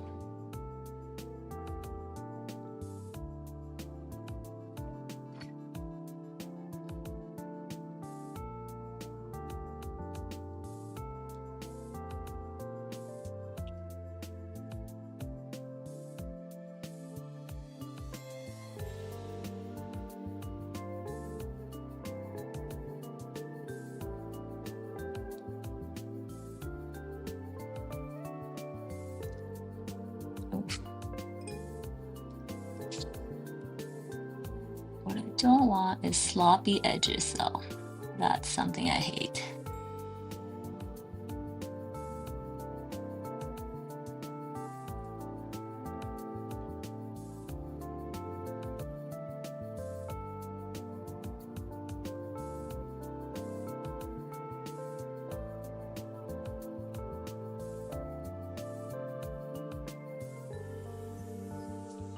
I think the stems I probably do pretty dark colors to give that contrast. All right, a little bit brown. I'm adding a little bit of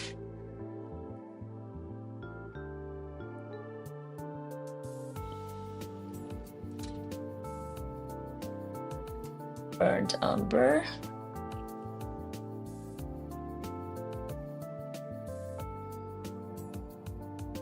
To my paint mixture.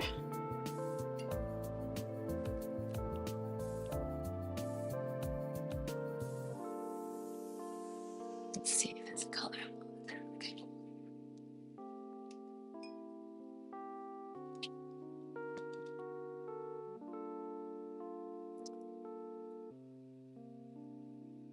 I'm washing it with some not so clear water. Because I didn't wash my brush 100%. It's all right.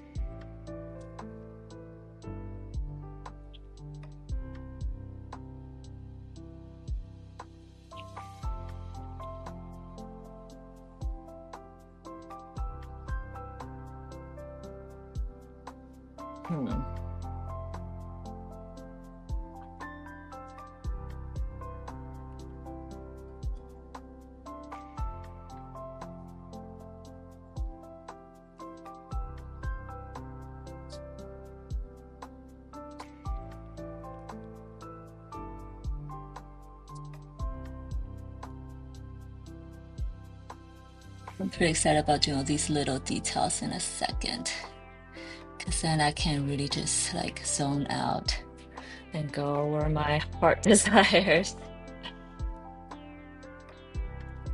I should say where my heart desires today, because if I create this painting in another day, it might come out very different. Oh, oops! I just did this part off screen. Okay.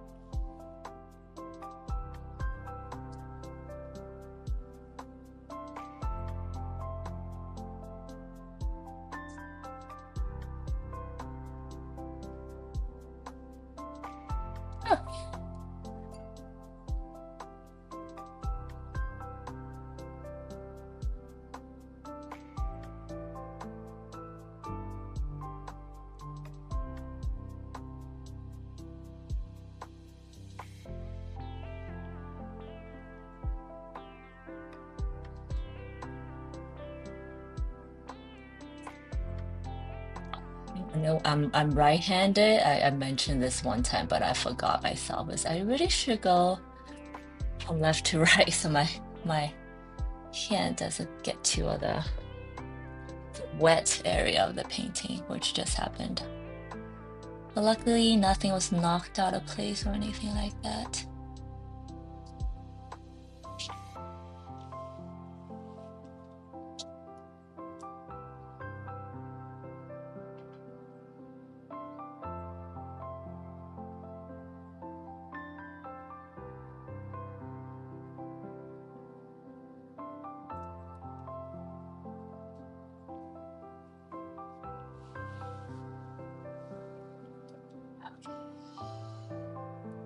I'm gonna do the branches soon, but there's these few flowers here I do want to make a little detailed. Let's see. Before I do that,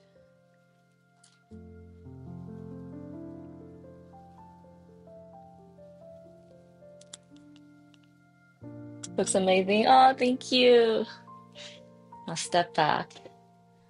A step back. Oh my gosh, I only done so little part of this painting.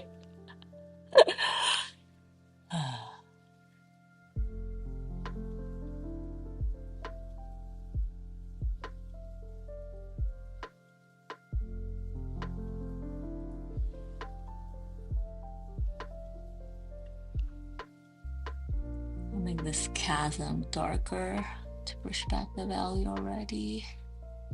Because I'm about to peel off those masking tape and then coming back would be very difficult. So this is it for this part.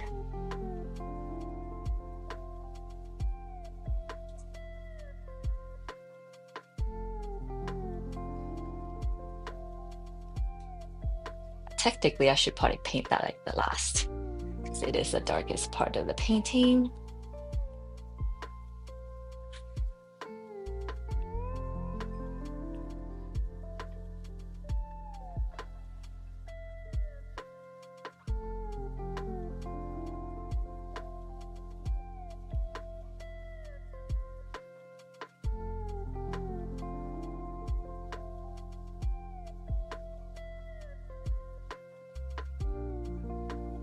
And Tom asked me earlier if, when I have a bad day, my art looks bad or something. And I just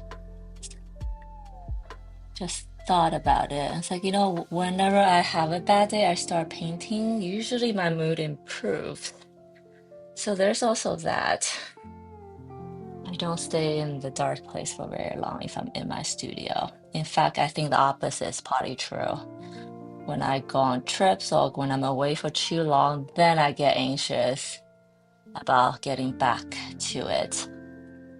And that creates a little bit of tension in my existence.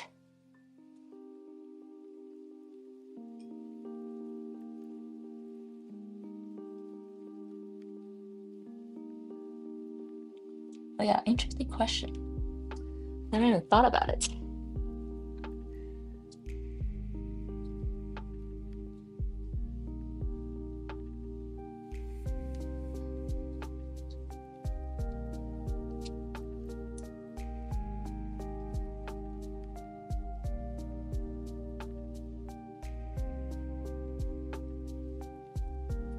Cool.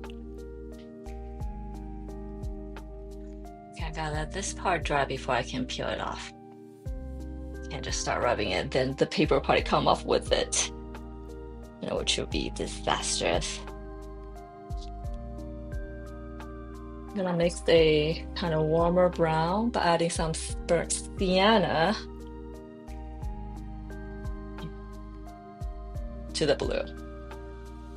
Everything I'm doing today has blue in it, more or less.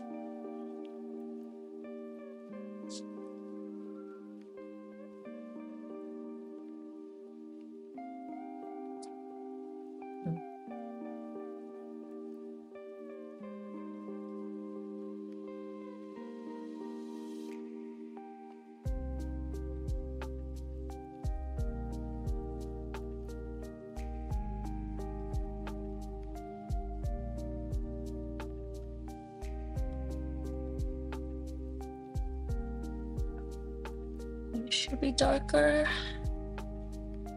There's some paint in it. Yes. Okay.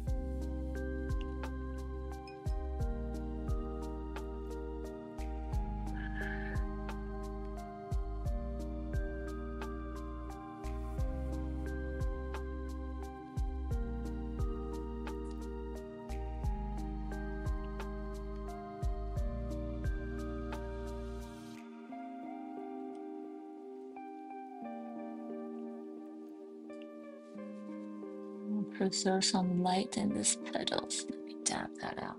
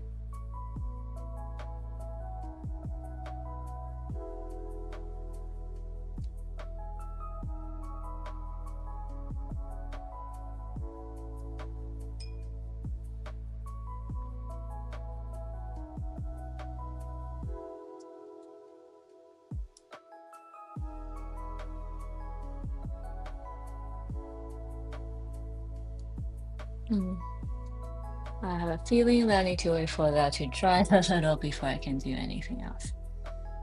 Yeah. I think if I gotta let it dry. Okay, otherwise it'll be a mess.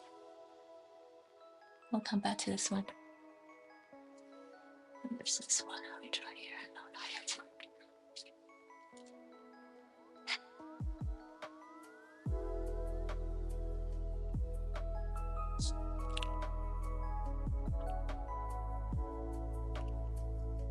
Add a little bit more blue to it.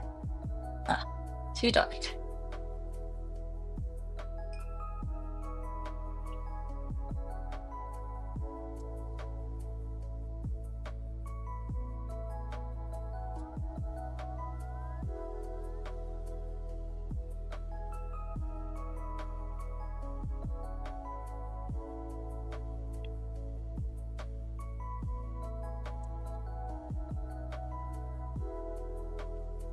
There's a little guy in the back.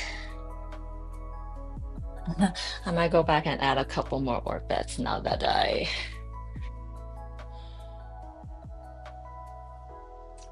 maybe next painting. I don't know. We'll see. We'll see how I feel more further along. TBD.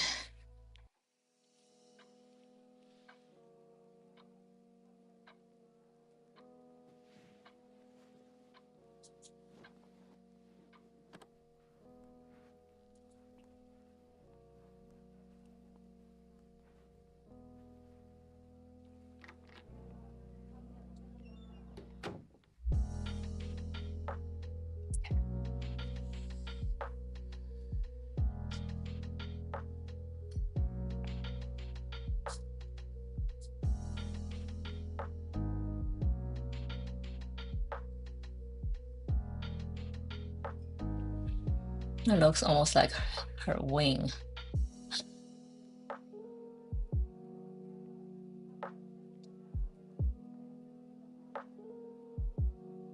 Maybe I don't want to look like a wing.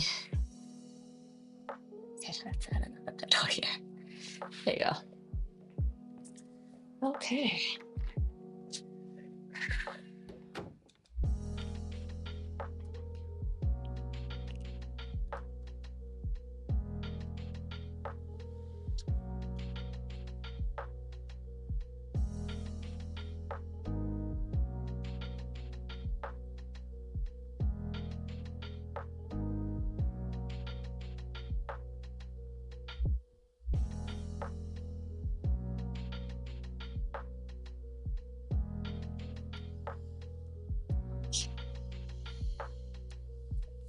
I think we might be ready for the branches. Yeah. Yes. Okay. So hopefully by the time I get to that part, I can start peeling all the gouache off. I mean, all the masking fluid off. There's some pretty big flowers on the left side of it I want to get to today. How we're doing on time? Oh, we are actually doing great on time. Yeah, I think I'm going pretty fast today. It's exciting.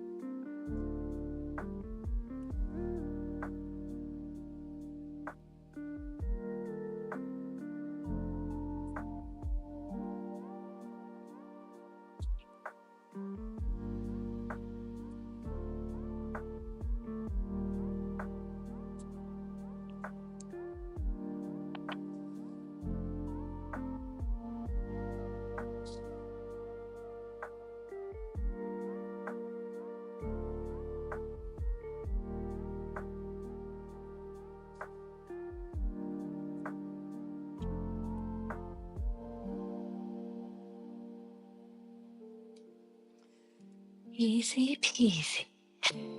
Not really, but there. Okay.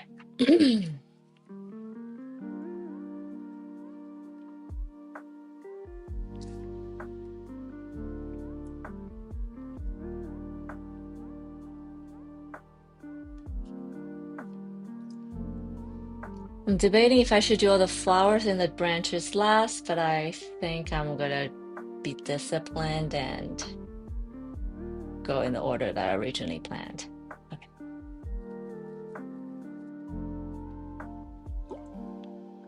And after I do that, I'm gonna pull back so you guys can see what's going on with the painting because it's kind of hard to tell when I'm doing this in sections. That's also kind of the exciting part about this whole exercise. See if I can raise this brush here. This is a two-layer, two-length brush. It has a shorter,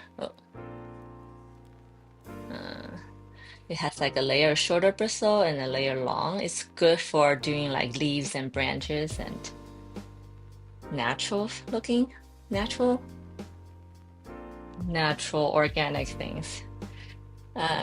I don't use it very often because I'm because I'm scared of it, but I'm going to do it today.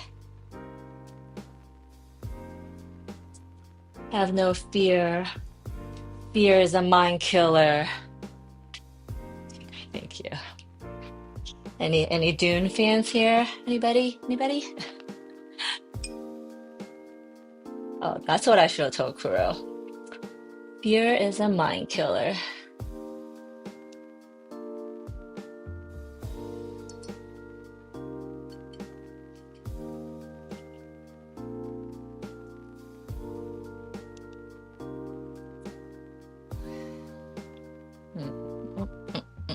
Here we go. This might be a little too thin of a brush.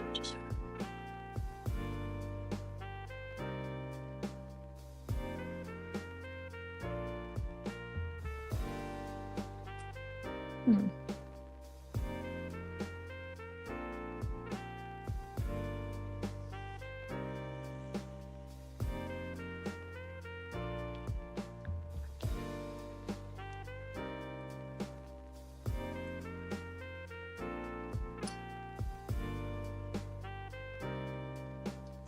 I don't know if this is the right brush for the shapes. Okay, I'm gonna reserve this for.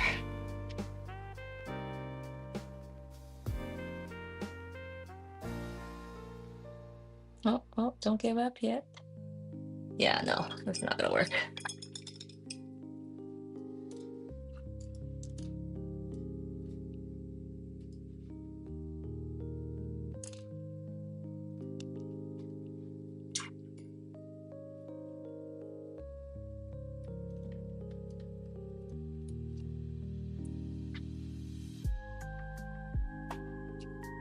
Haven't seen that type of before. Yeah.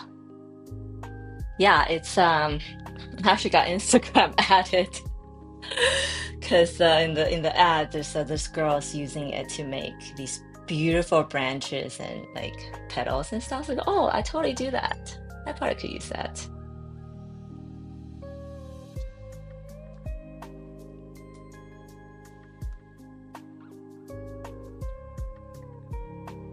But as you can see, I haven't quite figured out how to use it yet.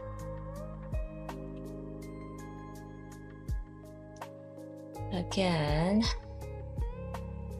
what is happening here?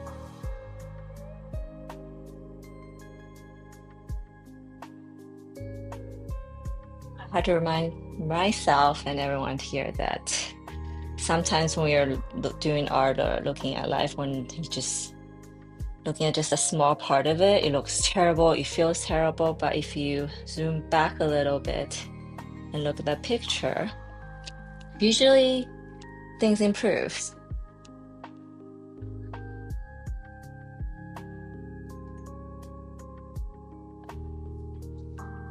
Guess that's relativity, right? Everything's relative, depending on your perspective. Let's cross it over.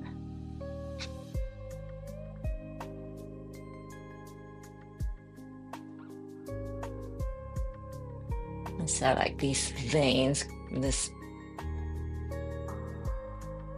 branches, vines growing into space. Kind of gives it a creepy feeling. Kind of what I want.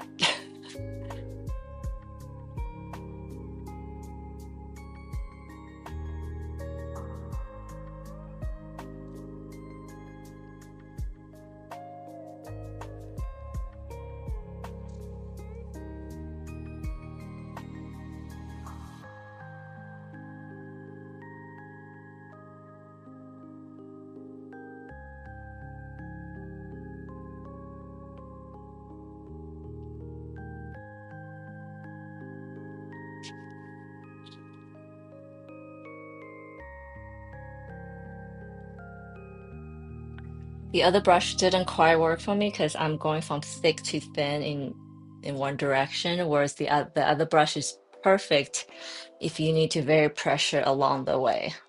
So when I have occasion to use that, I will absolutely do that. But here I'm just, I wanted the tip to be thinner and then get it thicker as I go. Actually, hold up. Oh, maybe just because my direction wasn't right the way I was holding it. Hang on. I did say that I want to figure out how to use this brush and not chicken out. So maybe I need to do this.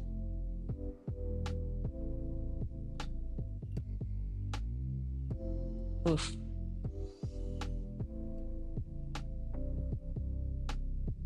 Okay.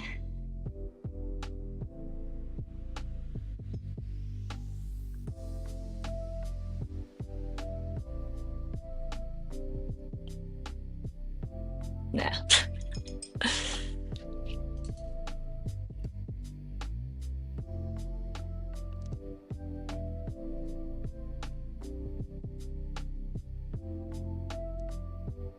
I always add little textures like this along the way.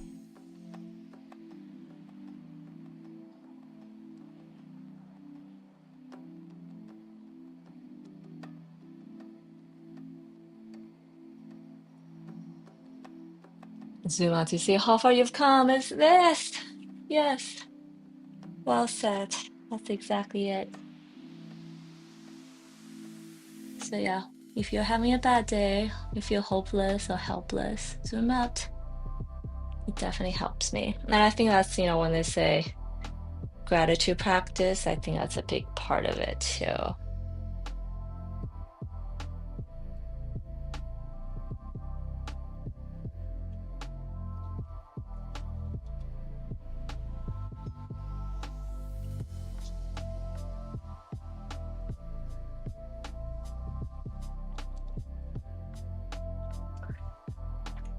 Probably need to make this color darker.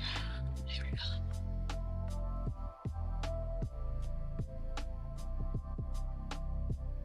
I added more blue to the brown, which makes it instantly darker. And I think if I keep on adding it, it'll become eventually look like black.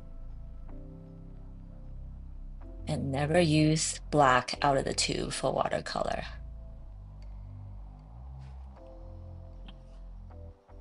Something I learned very early on, something I've been reprimanded on by myself, I guess.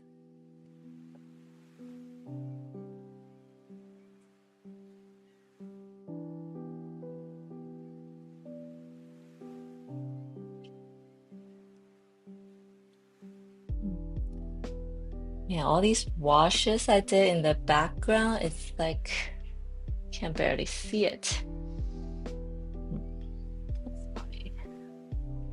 Needs to be fixed.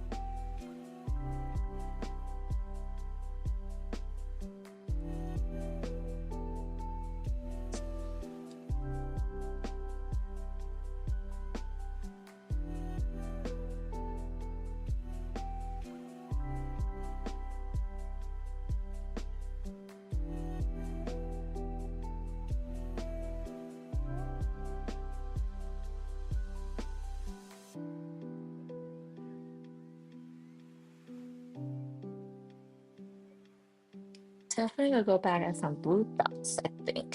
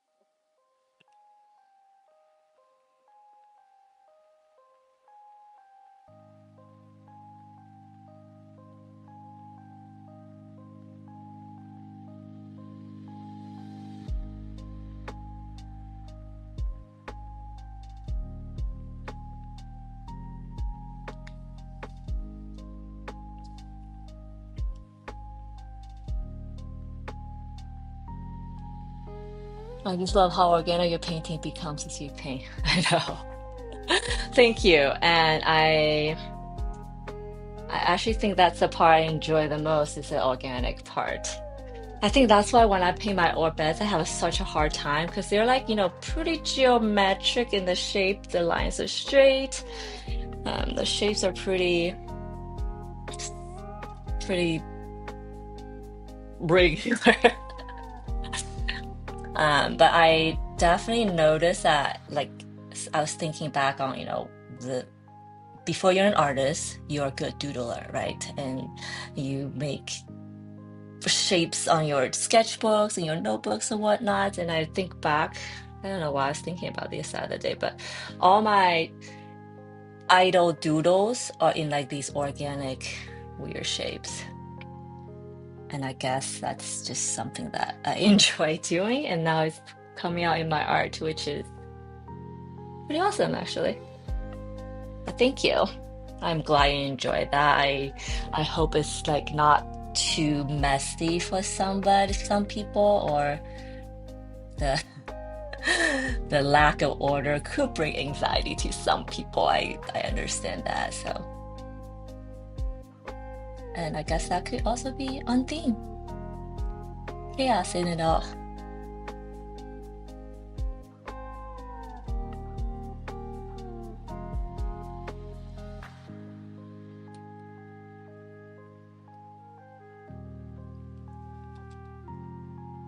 I think I mentioned I want this all the branches to kind of disappear in the edges, becomes the ether kind of feeling. So I'm probably I'm adding more water as I'm going out to the edges.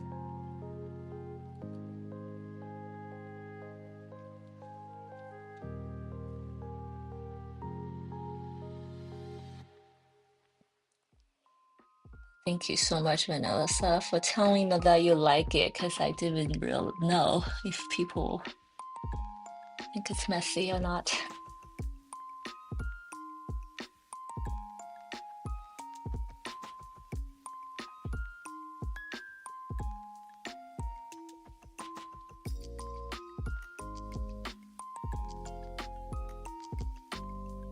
This also feels like I'm doing calligraphy. I did learn calligraphy in my youth. I was never too good at it because it requires so much practice that I just wasn't wise enough to be disciplined on.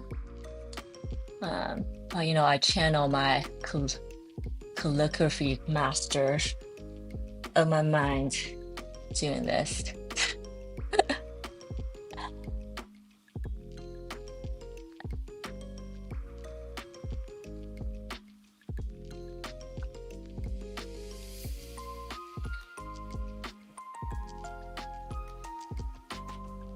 Not messy at all. Try, dude. I'm not good at it. I love the idea. Wow. Got all the supplies. Just need to spend tiny time. I know. Needing time. Oh, time is human beings' worst enemy, because we are trapped in this dogma of time. We're trapped in this space and time continuum that we can't really escape.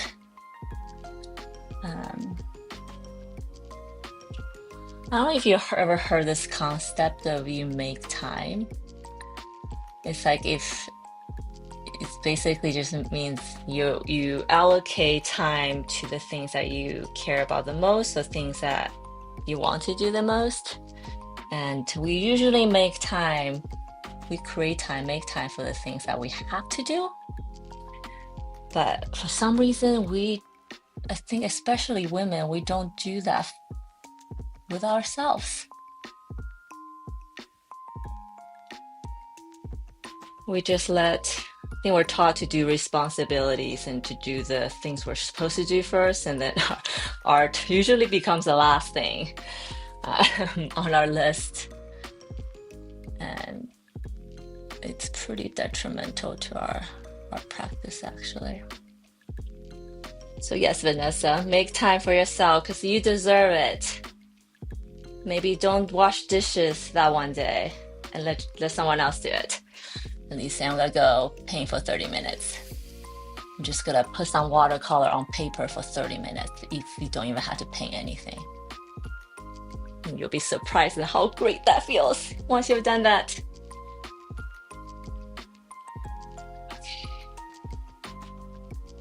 Yeah, I'm looking at this like, oh, I think I probably need to add more washes in the back, which I hate to do as a last step. But it's probably something I should have done better when I did the washes.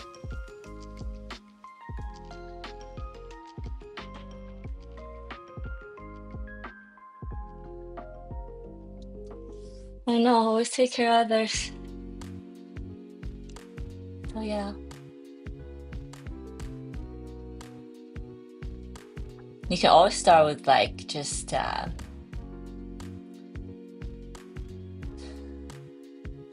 know, once you get over the time hurdle and if you don't know what to paint or anything, then we can talk again. of what I do when that happens.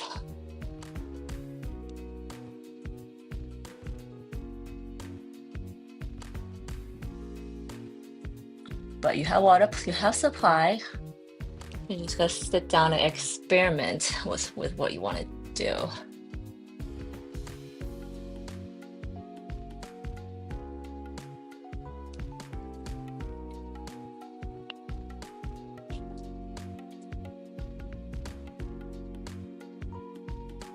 Yeah. Have you ever heard that book?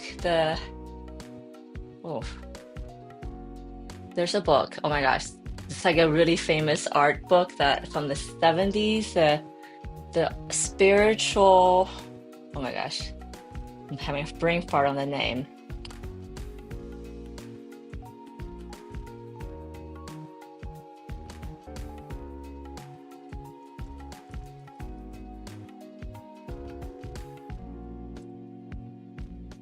The Artist's Way, sorry, by Julia Cameron. I don't know if you've heard that book, but it's like I feel like every artist probably have heard that book or have come in contact with at some point of their lives.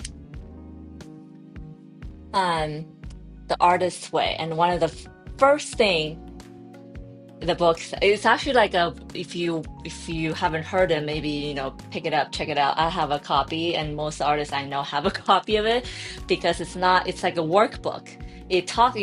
There's a written part about concepts, principles, all that stuff, but there's like also practical exercises that you can do. And one of the first things in the book that the Julia talks about is to allocate time for yourself, is to we make time to shower, we make time to eat, and this is really no different. You need to somehow work that into your daily practice first. And then the other trick that I did for a while was to first thing when you wake up, which is actually very helpful. Is another thing is, and if there's any audience in the audience that's listening or watching me, the first thing is suggested, because we just talk about how much self-doubt and like self-criticism comes with being an artist or have just being a creative person, period, is to first thing when you wake up, take out a journal and write down all the negative things you think about on a daily basis. Like, you're not good enough, your art is crap, you will never make it. All those thoughts that pops up inevitably for everyone, just write them down so that you kind of get it out of your brain, get it out of the way, so you don't ever have to think about it that day. And then next day do the same. And then eventually, I think for me, I did that for a while, and you just stop thinking about that for yourself. You're like, actually, I can do it. I am going to do it. It will be possible. So it's pretty magical. And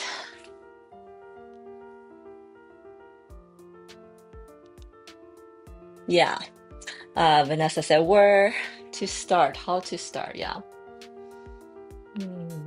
That's a great question. I think where to start, where to just find time for yourself first and sit down, open your sketchbook. If you can do that, then it's like half the battle is won. And then where to start? That's a great question, because when I started doing, before I even dared to call myself an artist, before I just like doodle for fun, that was always an issue, right? You're like, how often you're like, I'm gonna draw something, and you like open your book, pick up pencil, you're like, okay, what do I do? Nothing's coming to it.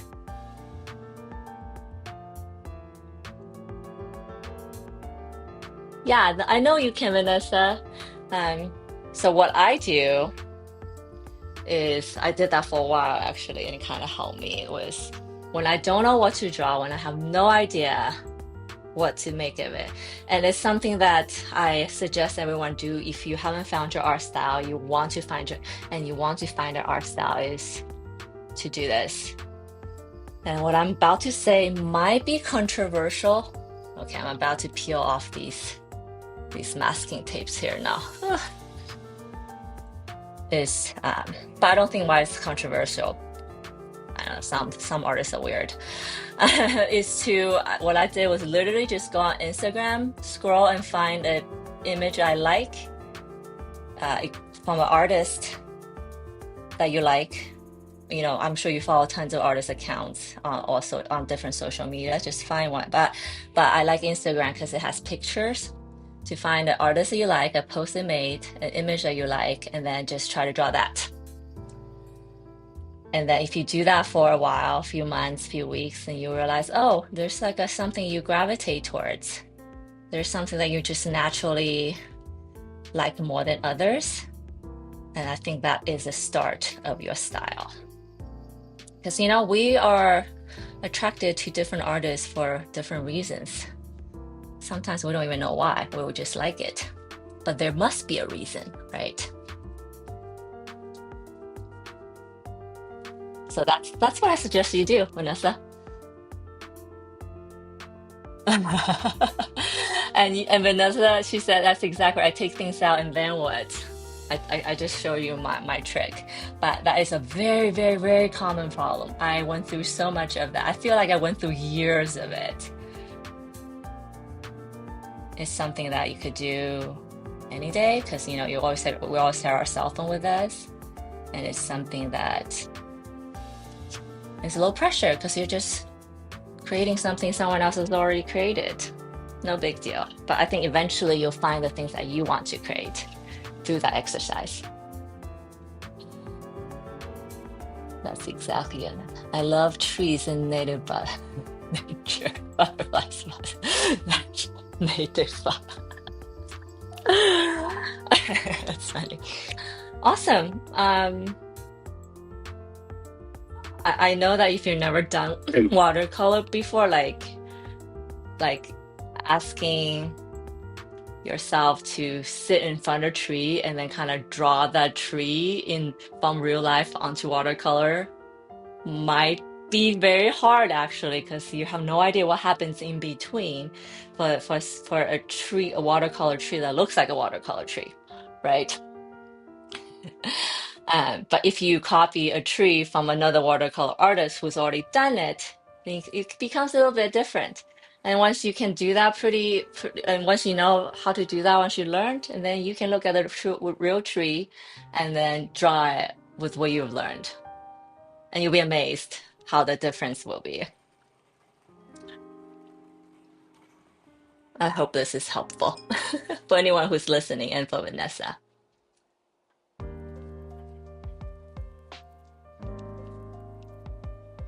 I'm gonna add a little bit of like a warm red, I think, to my thing, just to varying up the brown shades becoming rampant.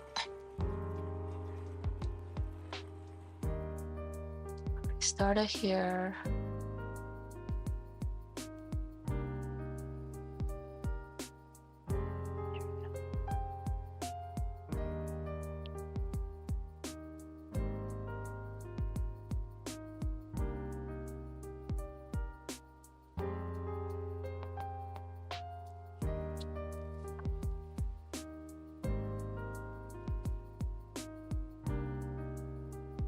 You're so welcome.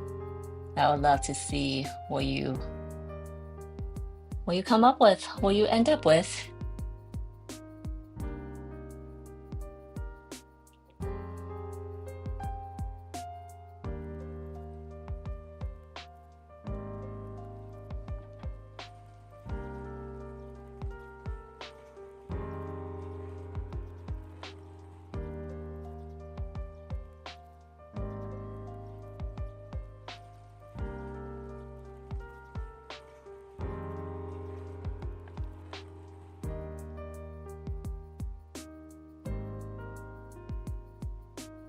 Your part Native American, so painting in that genre or drawing will be amazing too. Yeah, totally. I think Trevor shared an artist, a native Australian artist, I guess, that makes all those like nature scenes and whatnot really beautiful. What's his name? I have it written down somewhere. Albert. Albert Namatjara. Probably butchering the name. Yeah.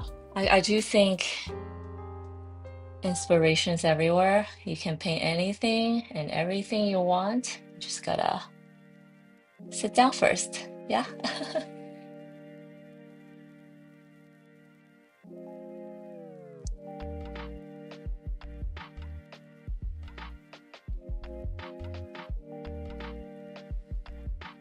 I'm kind of regretting, honestly, putting all the pencil lines, guidelines here. Or maybe I had to go back because didn't really need it. I'm not even following it, but now all my paint has like that pencil line running through, which it could be resolved by darker ink in a bit, which I think in the end it'll be okay. But I'm just thinking out loud that if I didn't even do that, then I wouldn't even have this problem to solve next time.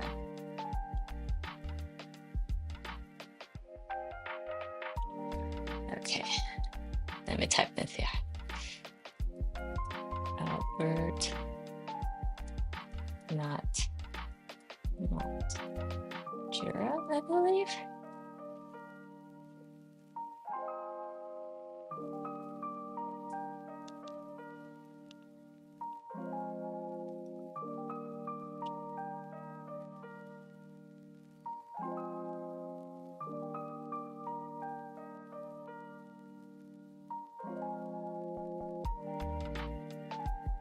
Let's see all these lots of what?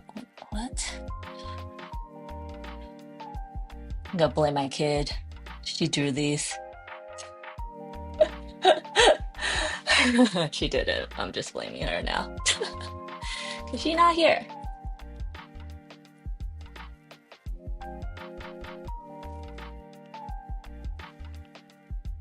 I think I spelled that right. Yes. I shared in the beginning that my daughter helped me draw some of these lines. My 6-year-old daughter, I was like training my art assistant. She loved it and she was so proud of herself because I usually don't let her. I let her mess with my like concepts and on computer in Photoshop and stuff, but not on my actual painting. And I let her do that this time. She was just so excited and proud of herself. It was cute.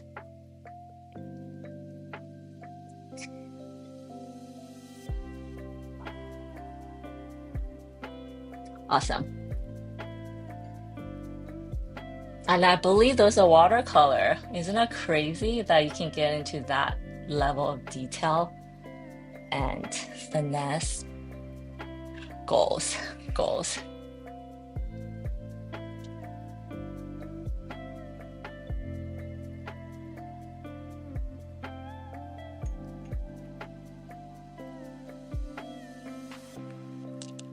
Oh, no T. There you go. Okay. Thank you, Trevor.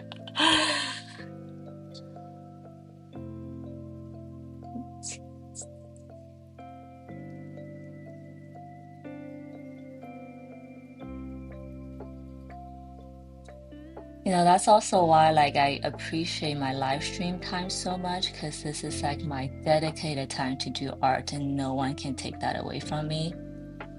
As I tell my husband, this is my streaming day. I can't do anything else. And he knows it. He doesn't expect anything from me today. Even my child knows it's mommy's streaming day.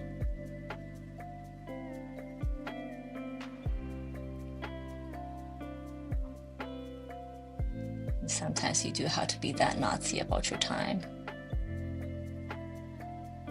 And trust me, in the beginning, I kind of felt bad. But not anymore. I mean, in the beginning, I even felt bad about being an artist, just in general, It's a torture existence.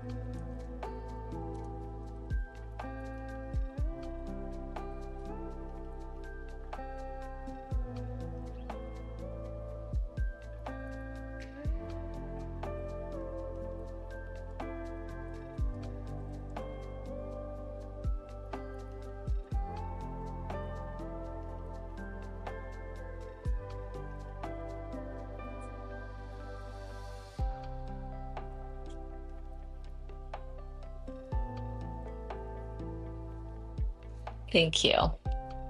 I know I fully enjoy my stream. Almost feel like it's unfair because I'm probably enjoying it more than you do. Ah, and I do notice myself trying to drag out this time longer and longer. You know, I think I had like in my record time was 4.5 hours or something. And boy, what did I feel accomplished at the end of that day. But thank you, Vanessa. I appreciate that. It's so encouraging, you know?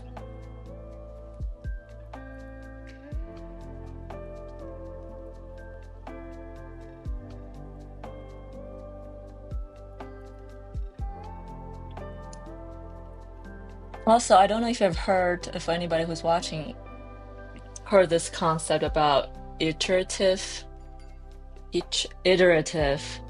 drawing, painting, iterative way of doing things. Is basically you will pick one thing to draw and you draw the same thing every day for like a month, a week, or however ever, and see how much you improved. And that improvement actually translates into other things that you haven't drawn, which is pretty mind-blowing. And I suggest you also try that. Kind of takes the thinking out of what should I draw next. You just draw that one thing until it's so good that you're like, my skill has so much grown because of that one thing. Also, I think it's almost like a cheat, a shortcut to achieve results.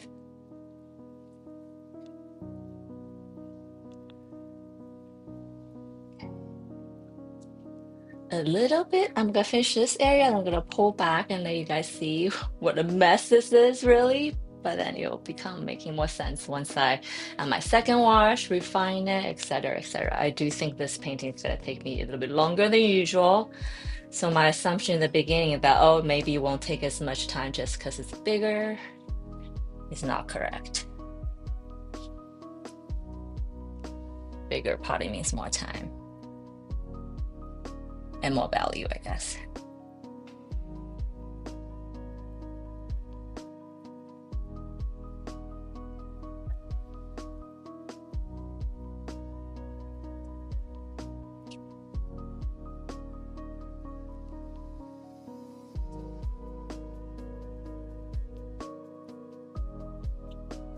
Bigger.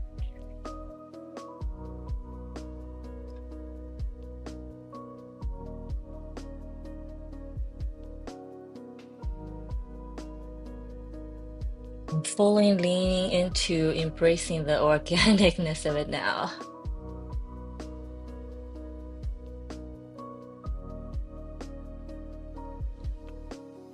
I do feel like this is when my painting becomes my painting though, so.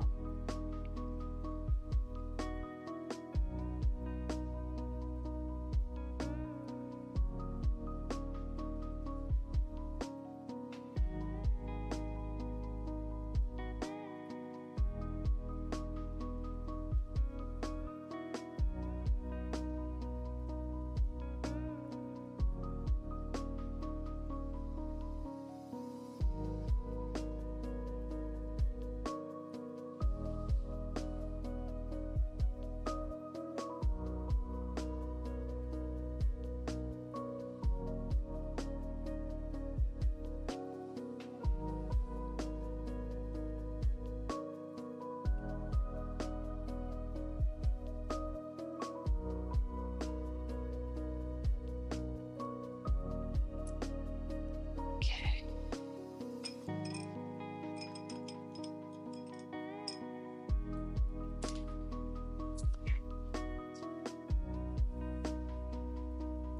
I love it. Yes, write things down. If you don't write it down, it will never happen. Trust me. So I love that. I love that you're writing it down. That means you're serious about this, and I love that. Okay, I'm gonna pull back a little to see how far we have come today. So I kind of started with the head, the face. We did all this area. Yeah, once all that details added in, this thing's gonna look awesome. And I didn't do too much stuff on top, but I think I'm gonna add some like washes on top to give that texture in the background. So this is trying to get this all done. This is what we have so far, this part of the painting. These little guys I need to paint the end. Oh yeah, this is gonna be good. This is gonna be so much to look at when I'm done.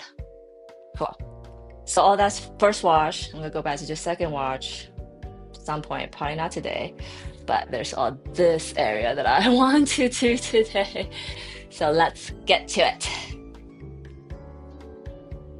Oh, that's awesome.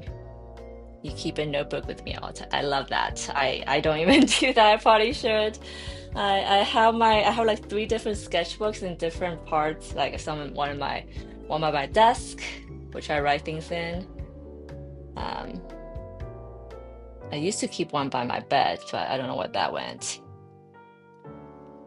Love the neutrals. It's gorgeous. Yes, thank you. I am doing very much a limited palette in this painting because there's so much area to cover, and you've noticed my shape is kind of organic and chaotic. I think if I did a colorful one, it's gonna look like craziness and not pleasing to the eye in a good way. So limited, thank you guys, limited palette for this thing. And yeah, looks very soothing, which is what I want. Okay, so there's some big flowers. I'm gonna do now. Here we go. And then a bigger brush, because it's bigger.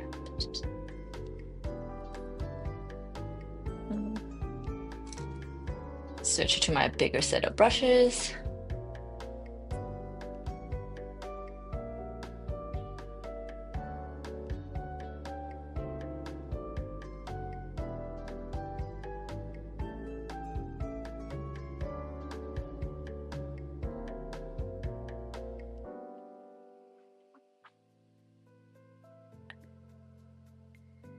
I love color. Yes, I know exactly what you mean, Vanessa. I think I love colors,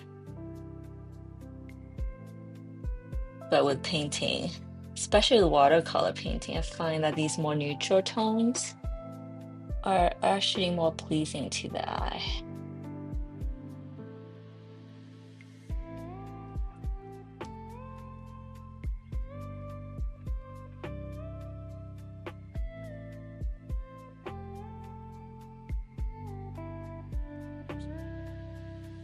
And this constrained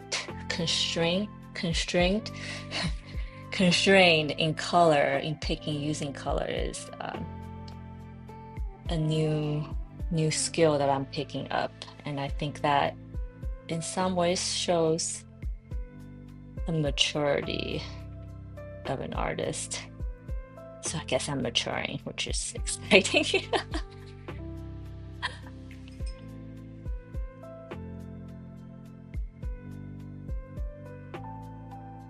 So usually you had a glaze with clean water, but I'm actually on purpose glazing with the dirty water that I've been washing my brush in, because that blue tone actually works perfectly with all these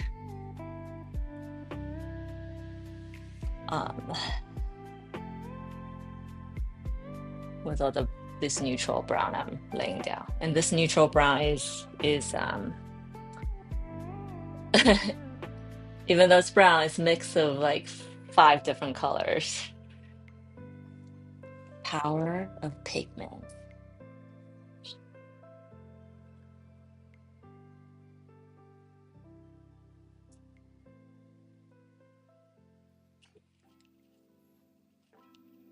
I love this oval wash brush, I guess. I should. Oval wash brush. That's what.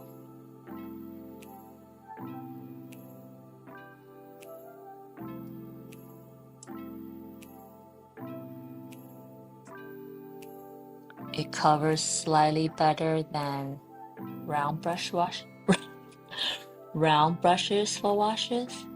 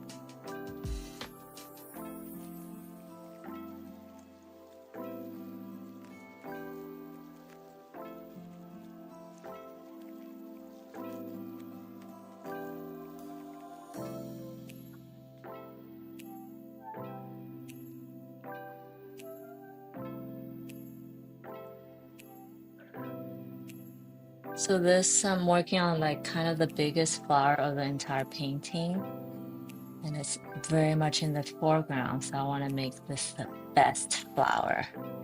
If I don't work on any of the other flowers again, this will be the one I want to make it as awesome, as detailed as possible.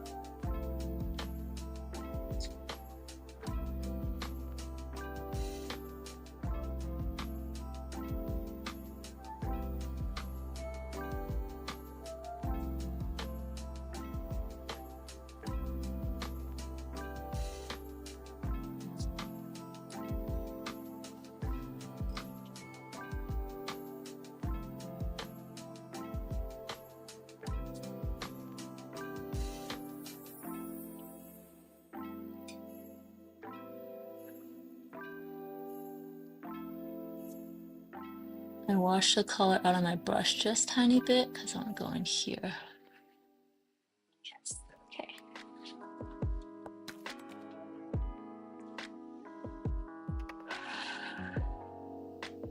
Dry. Definitely don't want to mess this up.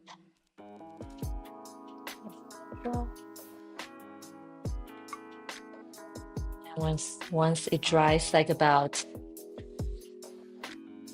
I want to say 80%, I'm gonna go back with, oh, this area might be there actually.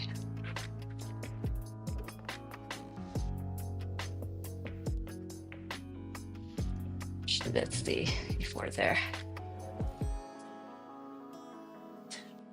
No, no, not yet. And also it's way too much water. My bad.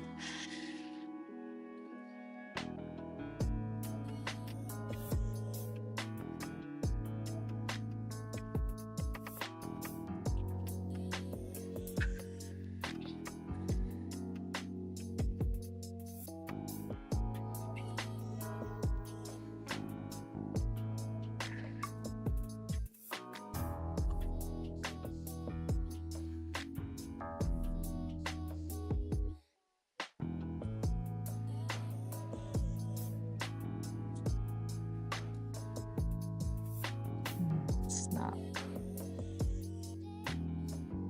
quite there yet. It's not worth it.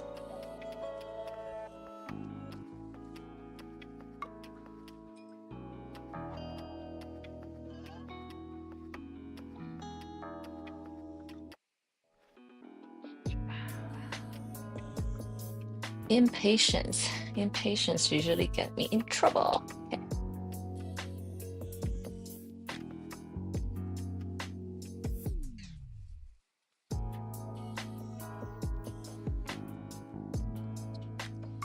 Let that dry.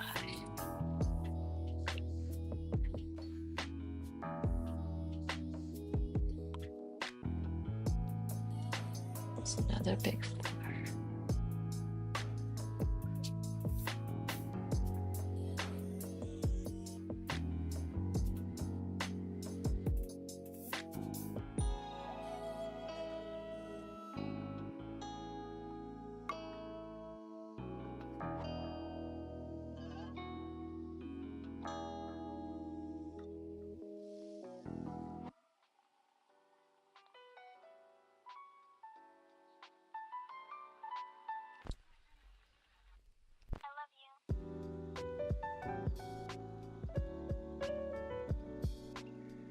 I'm also very much playing with the cool and warm tone.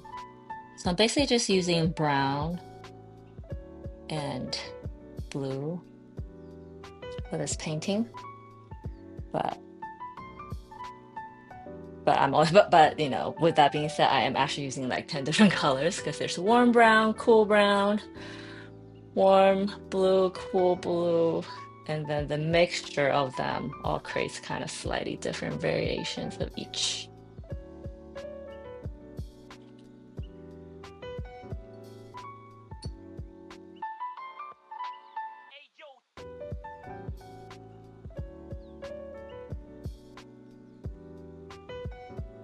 But I would say to worry about those things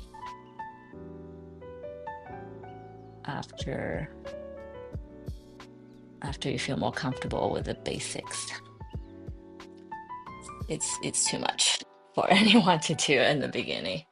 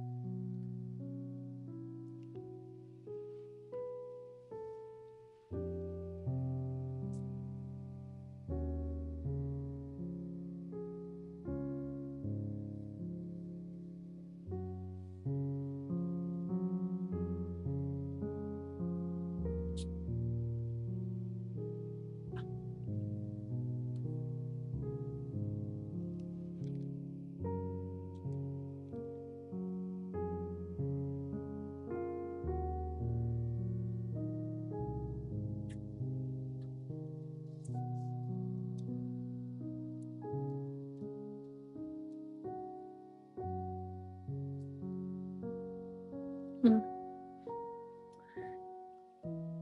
I want to make this flower slightly different than this, so I mixed it in.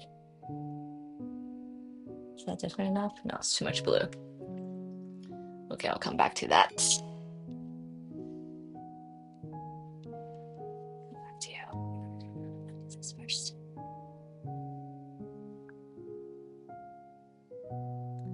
I'm so excited about showing you guys the second wash because it will make a day and night difference once I do the second wash on them. It'll look like a totally different painting, I think.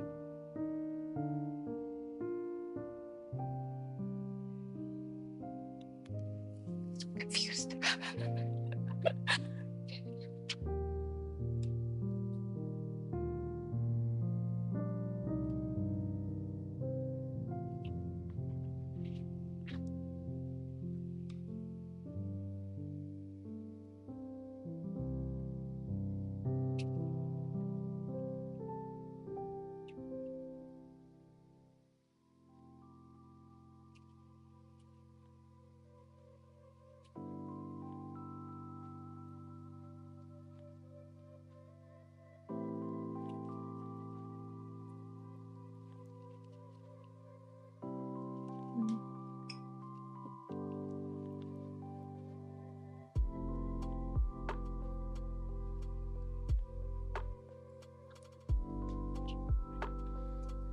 And I'm going to start, for the second wash, I would definitely start varying the temperature of the blues too.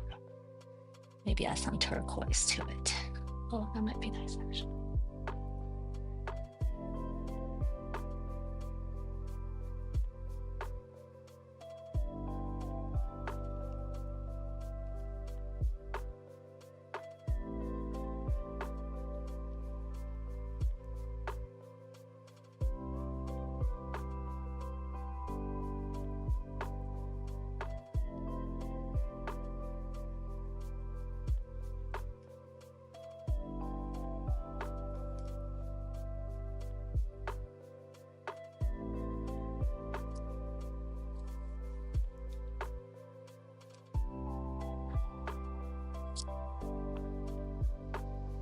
The blue's bleeding a little bit. Oh, I probably shouldn't even mix that. I should just let that do its thing because I like it.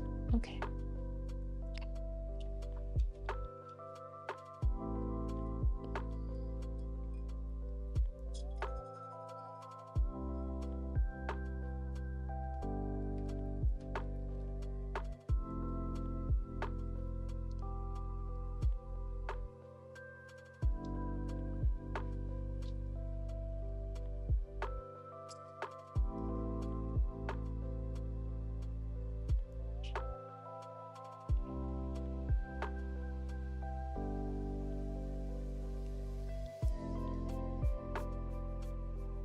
Warm brown. I added some warm brown to this petal anyway. Let's just do that.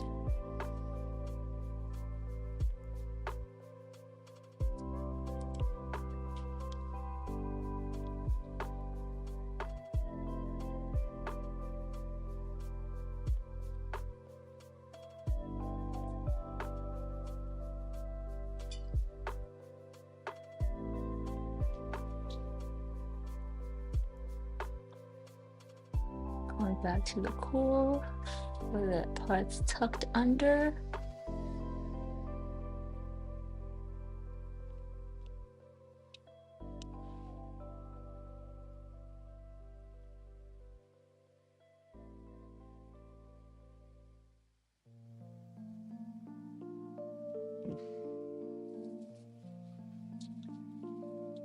Layering really makes it pop.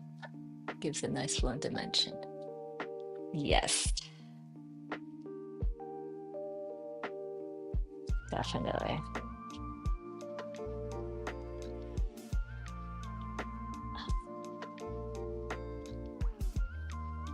I'm trying to keep. Is that too dark?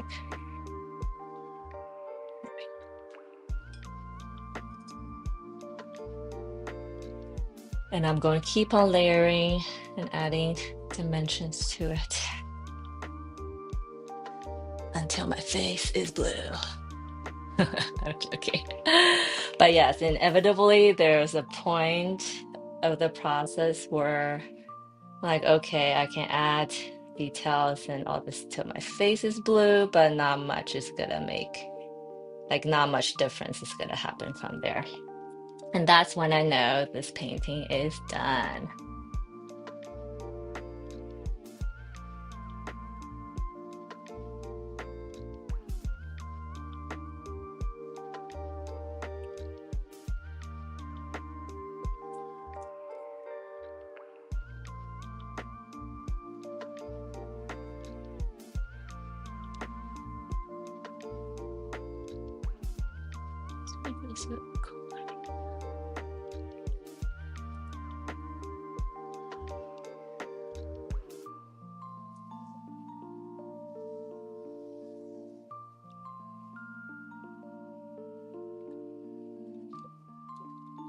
Trying to pick out which floor I go next.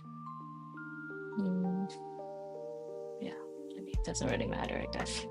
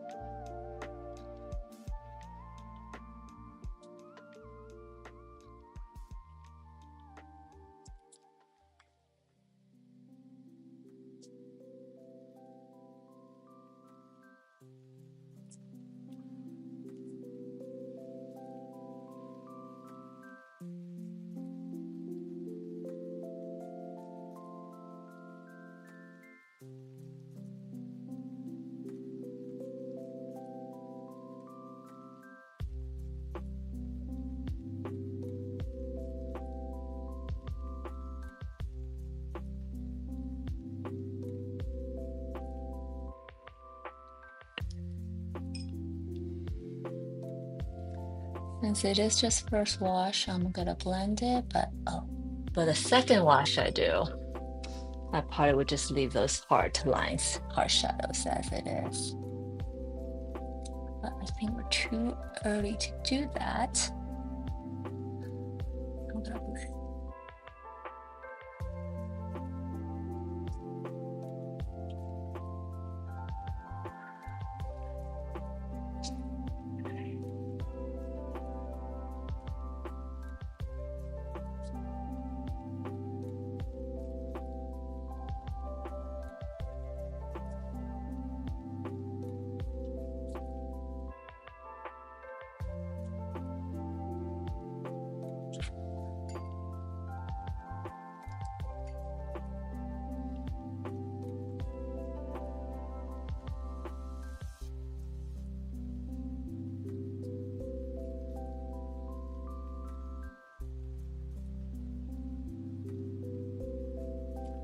That one dry. Here.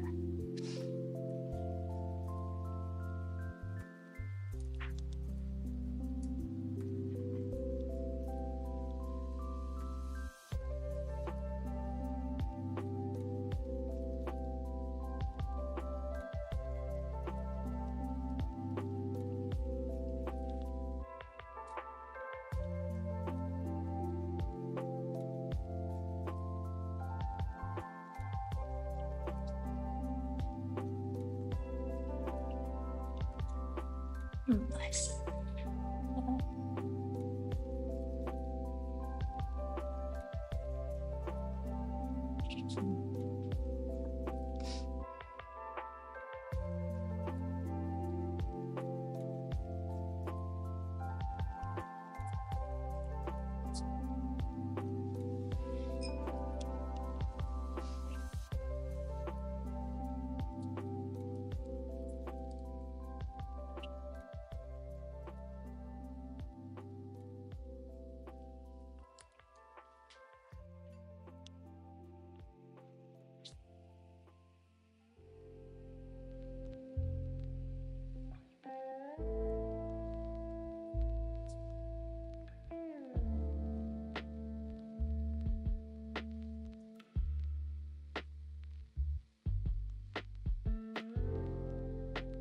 I did wash this area with that like black tea paint wash when I stretched the paper, but I think I need to go back and add more wash this.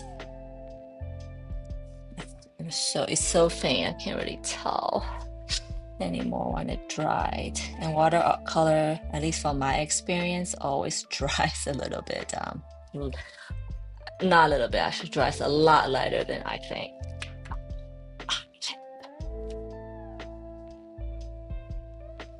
We're good, we're good.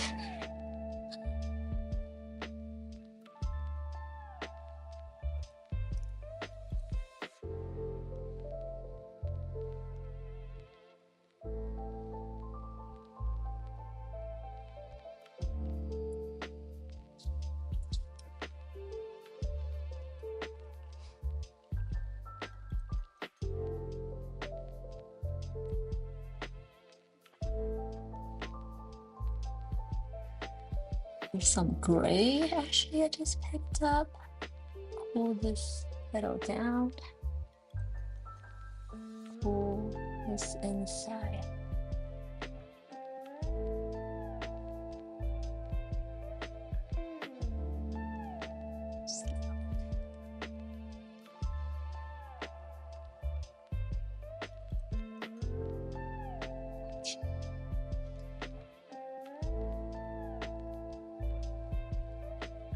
Kind of tackle all the big ones just now.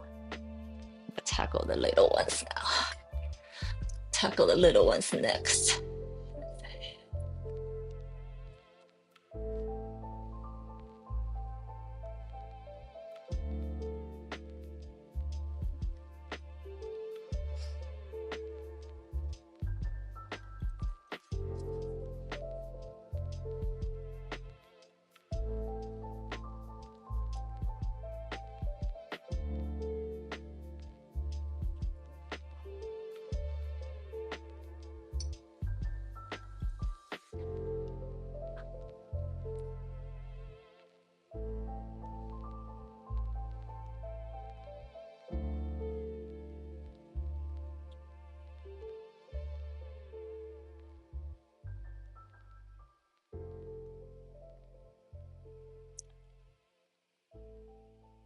Thank you.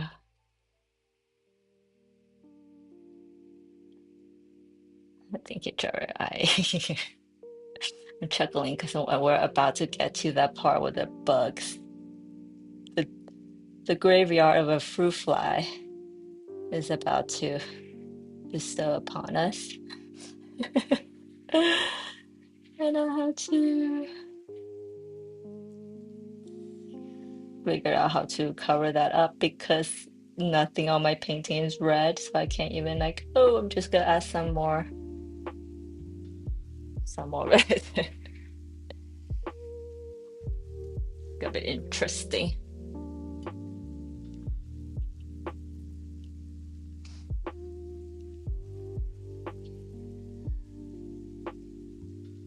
And some of these flowers that's more on the outside edge, I might not even do a second wash, or maybe I'll just do a partial second wash. As I mentioned earlier, that I'm kind of using how detailed any given area is to direct your eyes.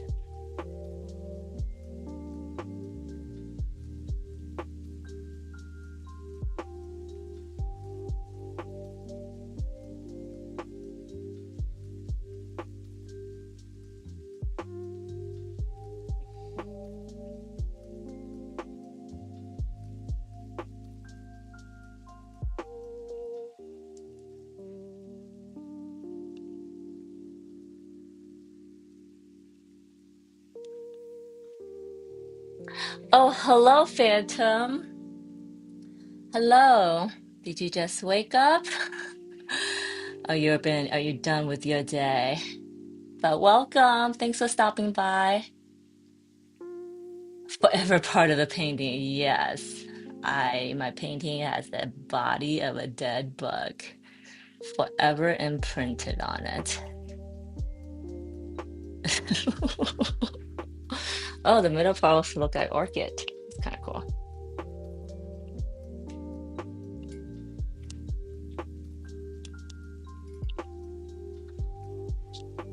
And honestly, the only reason that it happened because I was convinced that I'm not gonna get it, so I just swat at it and then it just splattered it on my paper.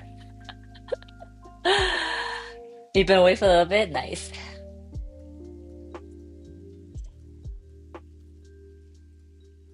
How have you been? How is your island? He plays a video game that's kind of like a hardcore Animal Crossing, I call it.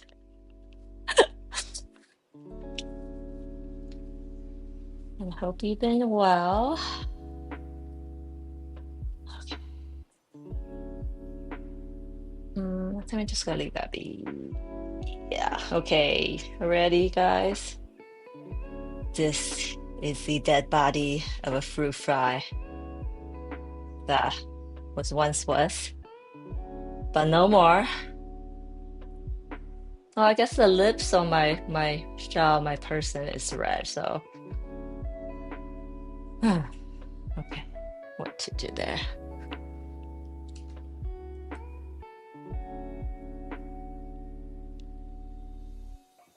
Let's try blue.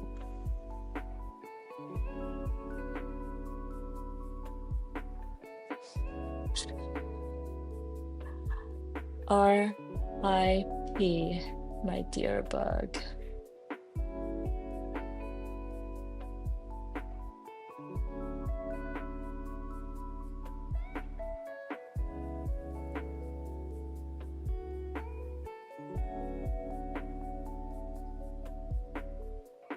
I guess good thing is it's like a lower left corner, so it's not super in your face.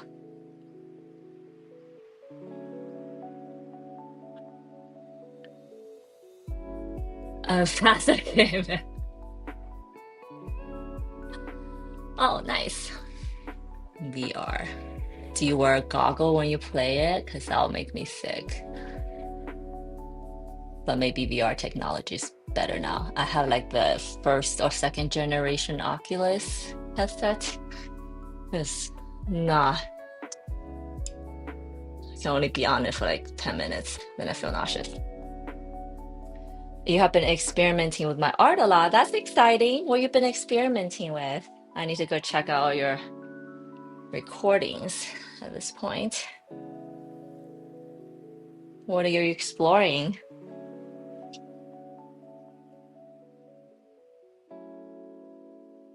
I love that. I love that you always experiment. I try to do better at that.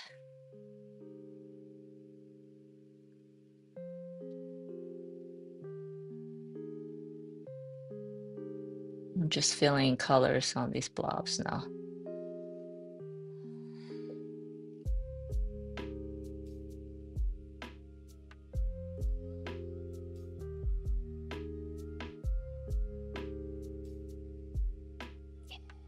Yes, yes, yes.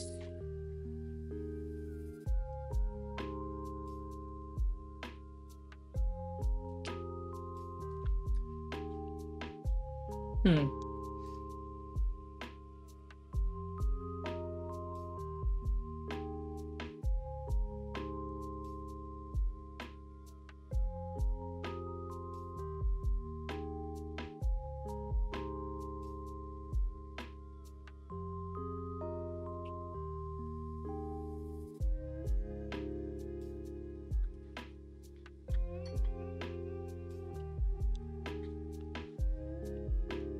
Oh, collages.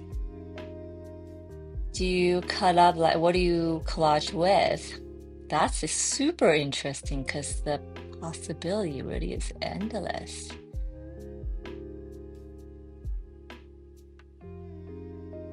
Do you cut up your old paintings and make new painting out of it? Or do you get magazines, newspapers, etc., etc.? So many ways you can do this.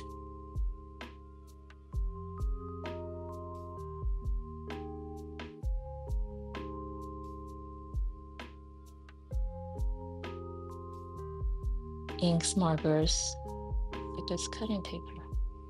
Oh, that's super cool. Sounds fun. Do you feel more pressure or less pressure with it compared to actually painting? I can't see it go either way.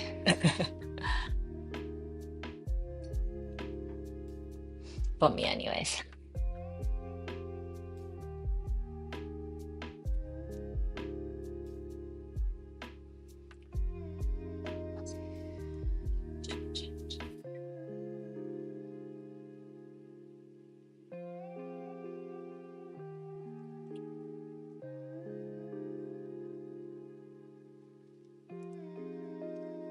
So this blood stain's not going anywhere.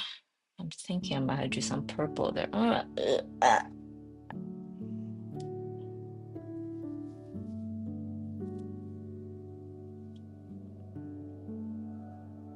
Oh, nice. Awesome. I love sketchbook tours.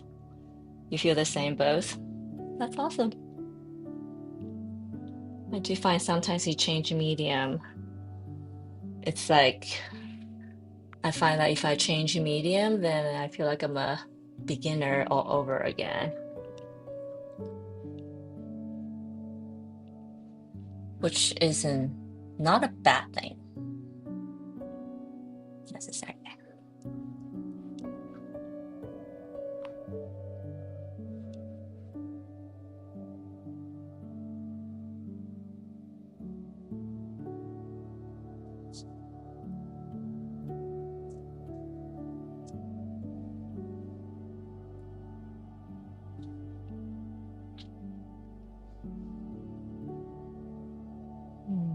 Adding detail to this is going to be fun later, I think. And I'm saying that without an ounce of sarcasm.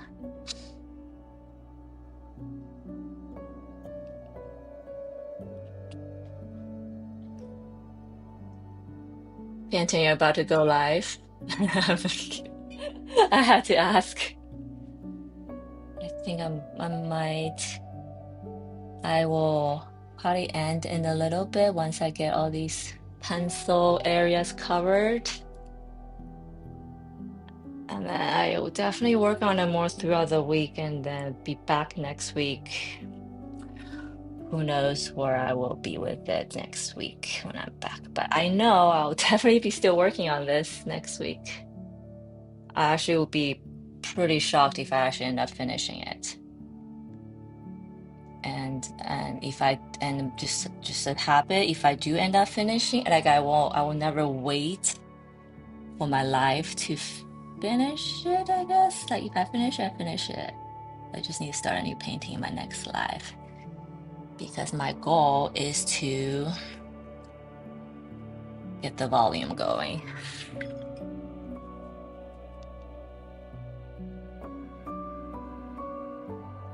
I need to eat. Okay. Happy lunch. I'm actually getting hungry, which is why I wanted to end myself.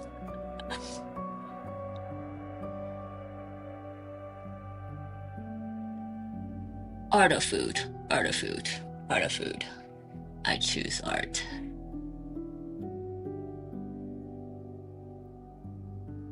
Some people, the earth has a saying, some people live to eat, and some people eat to live. I might have shared this before, but I am definitely the latter.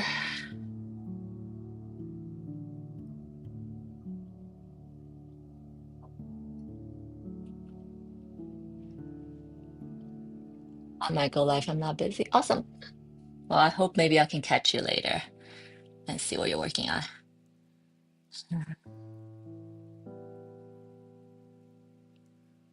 You have piqued my curiosity.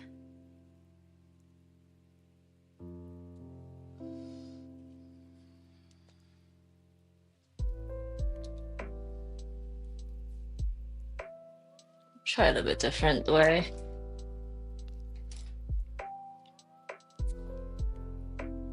I'm gonna glaze these areas first. It's like little buds.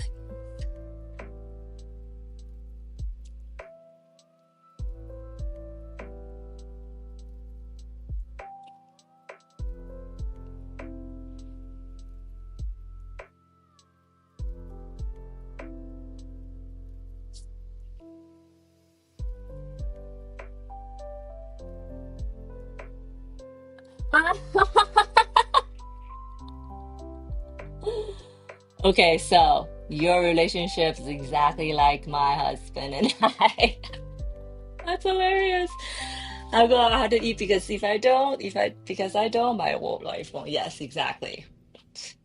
My husband always had to like make me eat because if he doesn't eat lunch or make breakfast or something, then I'm just like skip, skip.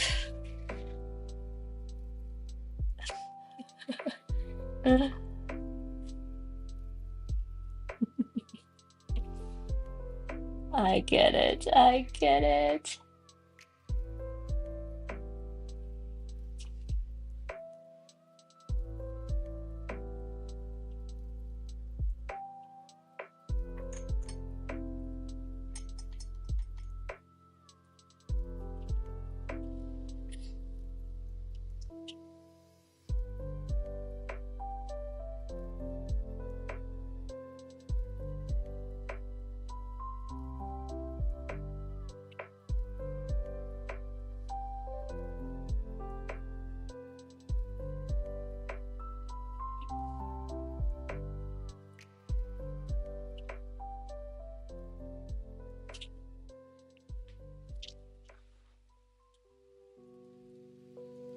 Right, because you don't.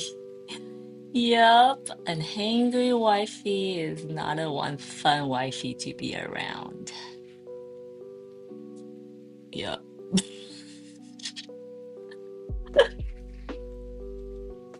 Hilarious. I should tell my husband this. Like, see, I'm not the only one.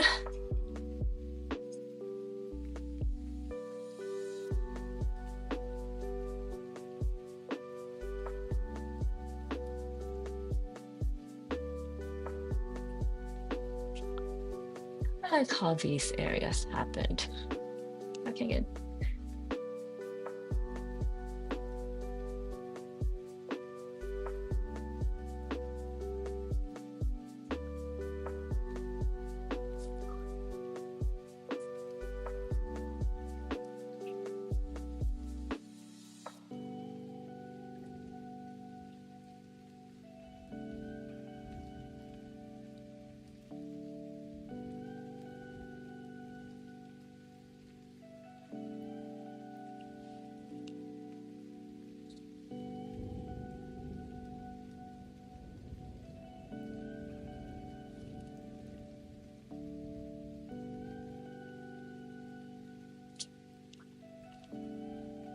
Oh my gosh, brain fart. What was that?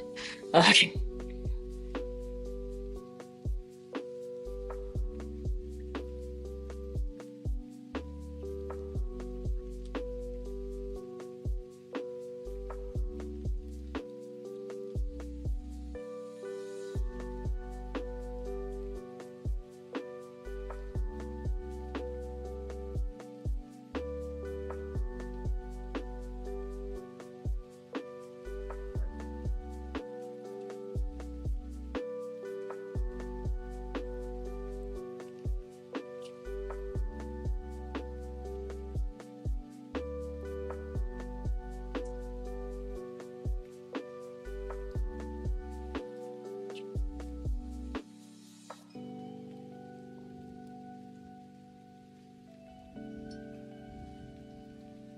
I think I like October. I feel like September was such a crazy month for a lot of people. Like kids are back in school, the world's on fire. I don't know, this October, September, lots of things happened. And as I'm talking to more people, I'm finding out that I wasn't the only one with a messed up September, let's just say. But so far, October on day one, it was pretty good. I'll take what I can get.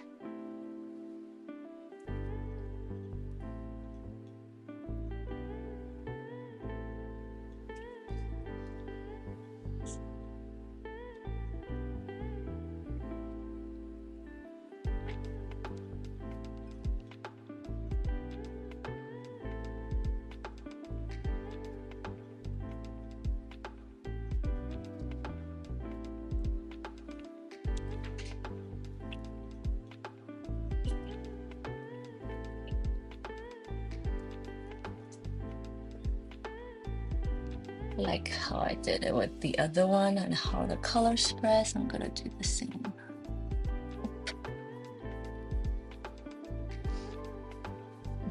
And that gets so hot. And she gets, will you participate in October? Great question. I literally just thought about it last week. But I don't know. I don't think so. I don't know. I know it sounds like such a cop-out answer, but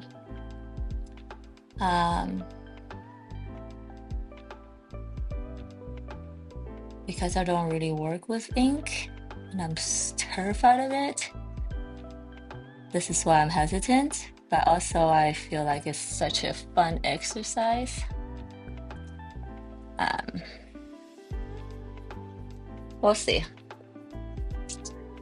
If I do, I might do one or two. I'm not gonna make it a mission because I know some people try, like, I think there's like challenges like every single day in October, right?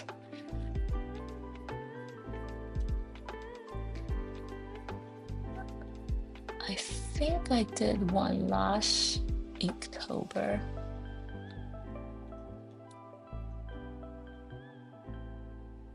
But yeah, I don't know. Maybe when the inspiration strikes. There you go.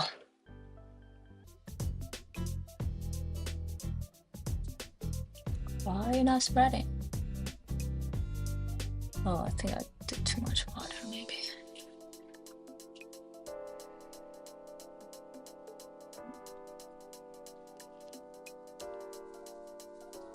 I don't like how this is coming out. Let's redo that part.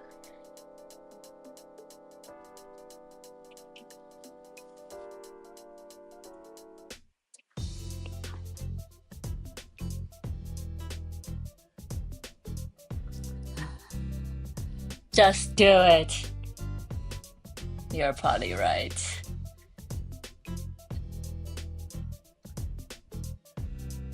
But I don't want to commit myself to something that I'm not. A chicken egg. I know it's a chicken and egg for sure, but I want to commit to something that I know I won't do. But then it's like if you commit, then you do it. Chicken and egg, right?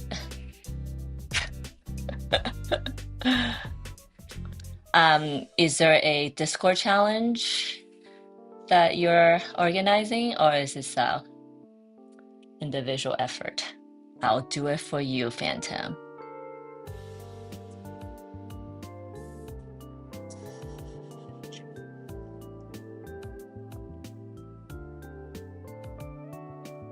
Oh, I think Graphic will be probably super good at this too.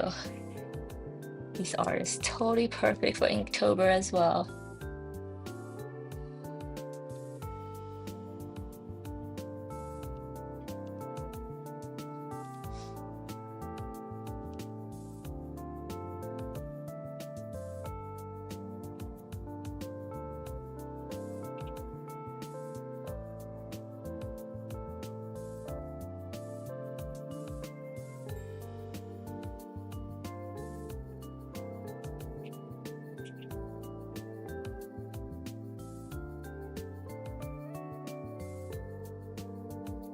An accidental but not so accidental heart.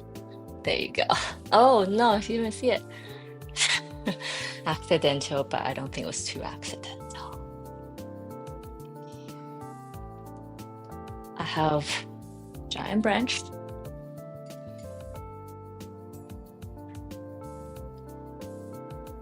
I have my own weekly challenge where you have to combine a human, fox, and rhino into one creature. Oh, that's fun.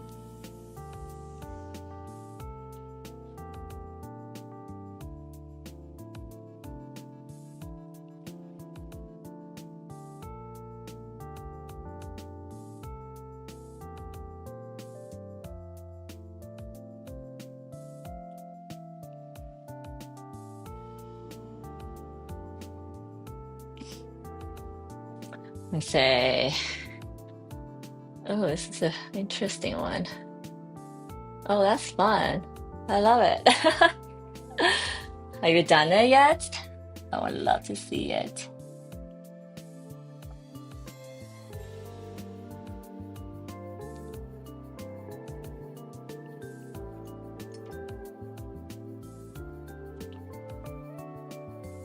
Oh, hello, Omar. How are you? Good afternoon. I hope you had an awesome day today.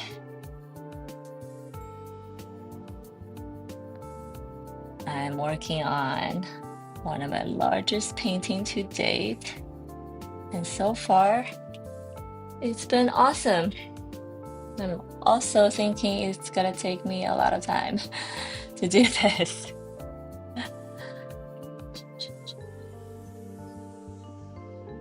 But what is time, you know?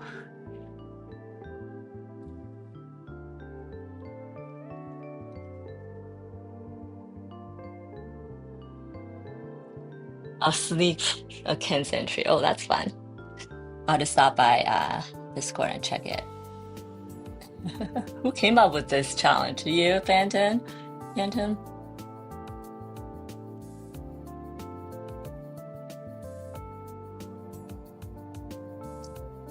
What? Oma asked, what will this painting mean? Oh, I'm so glad you asked. So, this painting is the start of a new series. Somebody say my name. Whoa, that was creepy. Um, we all said your name, Ken, actually. Phantom and I were both did. But Omar, this is start a new series. The series tentatively named. And I also realized when I tentatively name something, it actually just sticks. So I don't know why I call them tentative. I guess it allowed me the room to change later.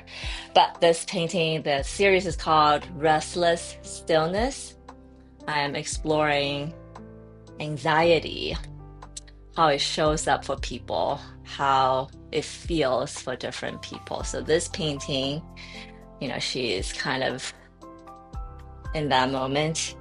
And this painting, I'm exploring, it kind of shows up for me. It's like the feeling like something's crawling under your skin and you can't scratch that itch, and you just become maddened with it.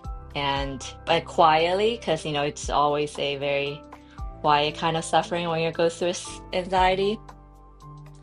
So that's what I'm exploring. We'll see how this whole thing ends up. And it's a quite large painting. I am doing my first wash right now. So I'm kind of just, color it all the areas in. And I'm gonna go back and add details and refine and all that good stuff. I'm glad you like it, yes.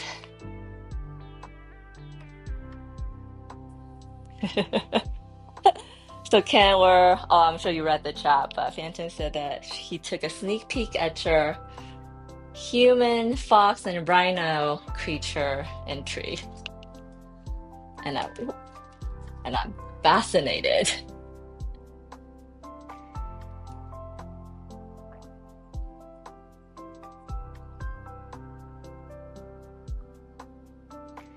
I feel like I've been losing my tree branchiness of these, so I'm gonna go back and add that irregularity back in. Branches are never smooth. They're never perfect, which makes painting them really fun because there's really no bad outcome, I guess. In fact, from my experience, the more messy it is, they always come out better.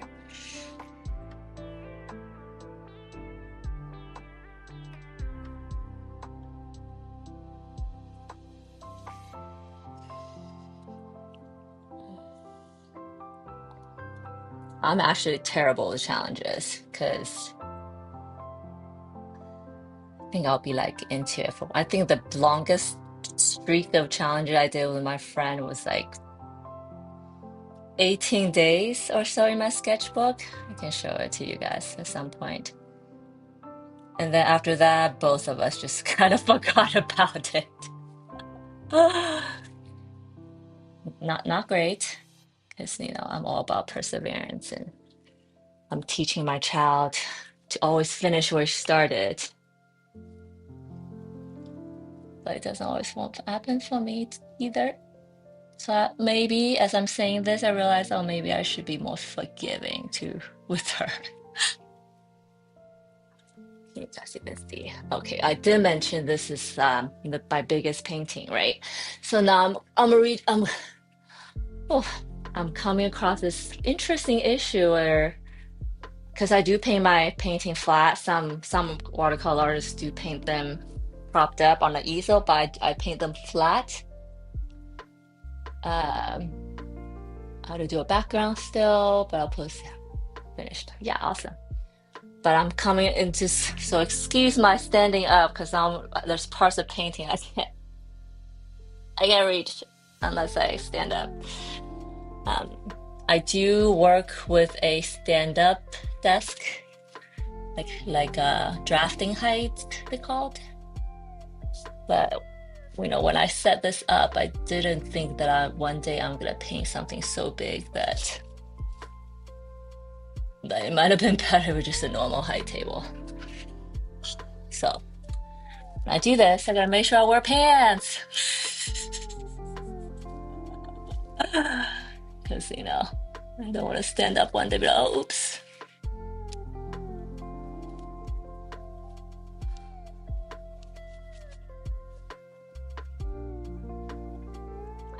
Oh, that's awesome, Ken. I think if you do any, that's better than none. And your answer is way better than my answer. When Phantom asked that, I'm like, maybe, I don't know.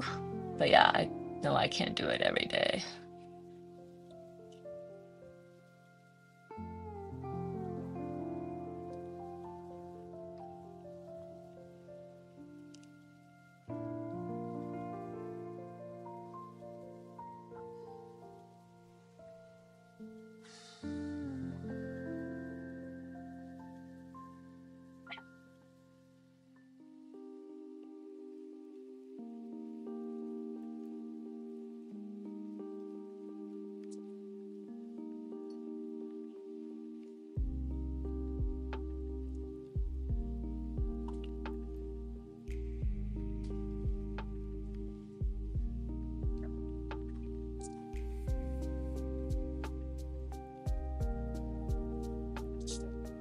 I did have to do like a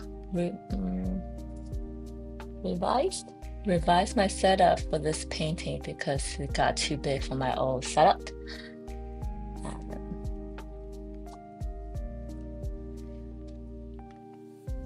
So I call that growth. I have grown as an artist. It's kind of exciting.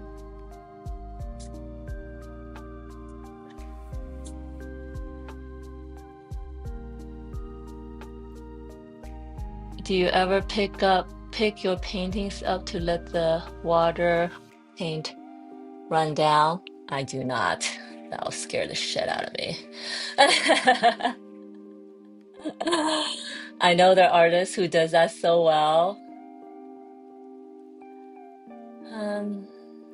I feel like, just personal opinion, obviously, that the watercolor, when I do it, it gets kind of messy as it is, and I don't like mess. So adding that free fall element would make me really really nervous.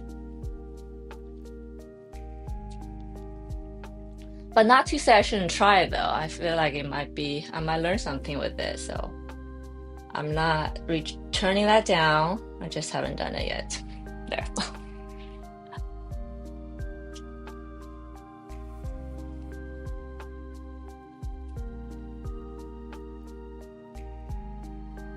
I guess I like to have some control over the chaos.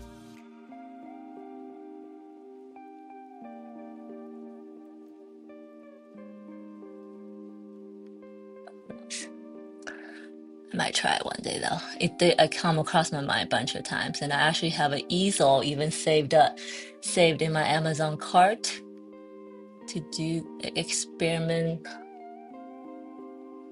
with that.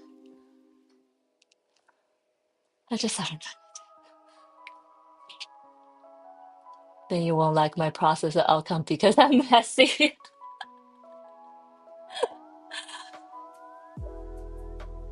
I mean, I don't think the outcome.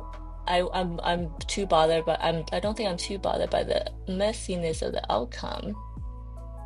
Because a lot of times it looks good in its mess.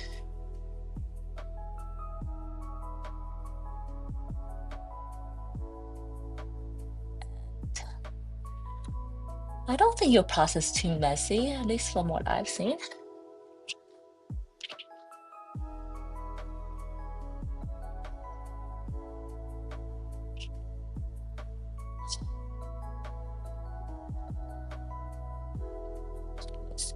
I like my things neat and controlled, and partly to a fault, because I don't think that's always good either.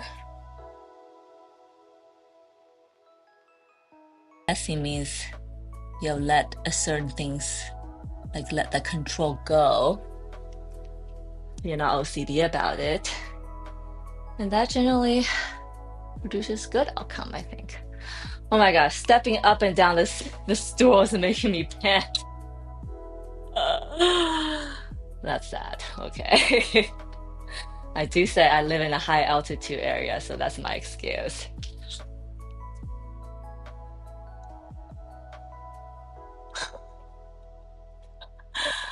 Well, that was unexpected.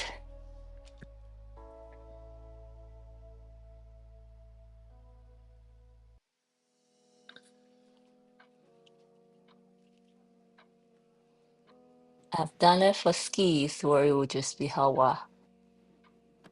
I have done it for skies where I would just help the wash move down the page. Oh, yeah, I can see that.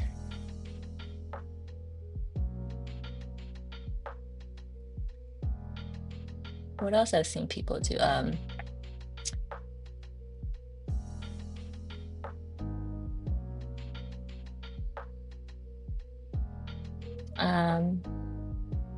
Actually, yeah, you're right. I think it will help with my washes too, actually, because I'm always having issues with like letting it spread. So there you go. I found my use for. Hmm, let's think. So I do have a okay, okay. I don't know logistically how that will work, but I like that, Kat. Thank you. I might try that one day. I say logistics because I might paint because this piece of paper is so big. It's on a piece of board. It's huge, but it's actually two pieces of board like nudged together. So I wouldn't be able to lift both of them up, and they're pretty heavy, so I don't even think I can have the physical strength to lift it up. But maybe for a smaller one.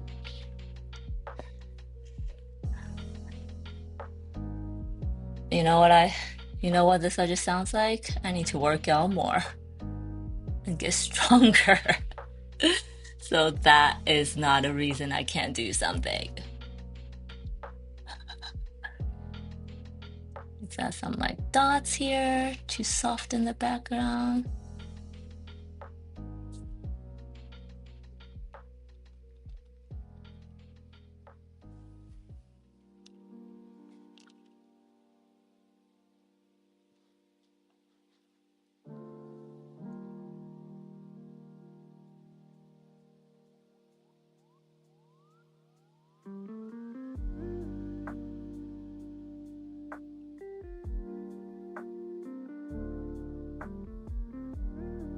I'm purposely like wiggling my brushes a little bit.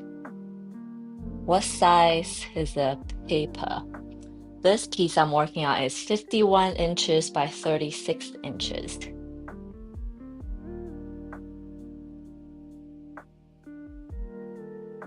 It does come from a roll because I've officially graduated from sheet watercolor paper. At least for what I can find, 29 inches by 40 was the biggest that they make in sheets. But now I've officially outgrown that.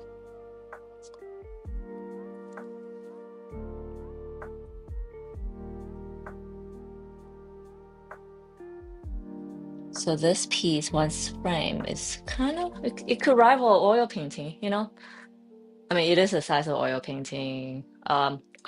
Take that back. Most oil painting have different size, so how would you know? But I guess the oil painting size that you see commonly being sold in galleries, I guess. So this can rival that. She's Chinese artist, but she is represented. She lives and works in somewhere in Midwest, but her art is represented by a gallery in New York. I would say her artwork is like 51 inches times whatever length, and they're at least 51 inches tall. So, well, that's like 4 feet. Let's do math. That's like, yeah, it's a little bit over 4 feet. So it's 4 by 3 feet. 4 feet by 3 feet. There you go. Or maybe it's 9 by 14. I don't know. When you, oh,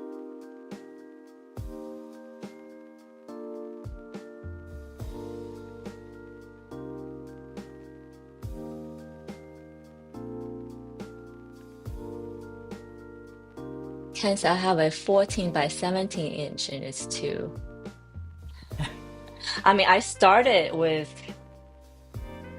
small sizes. You know, I eventually moved on to bigger and bigger, and now that's why I say it feels like I've also have grown as an artist because the size of the paper I'm venturing into.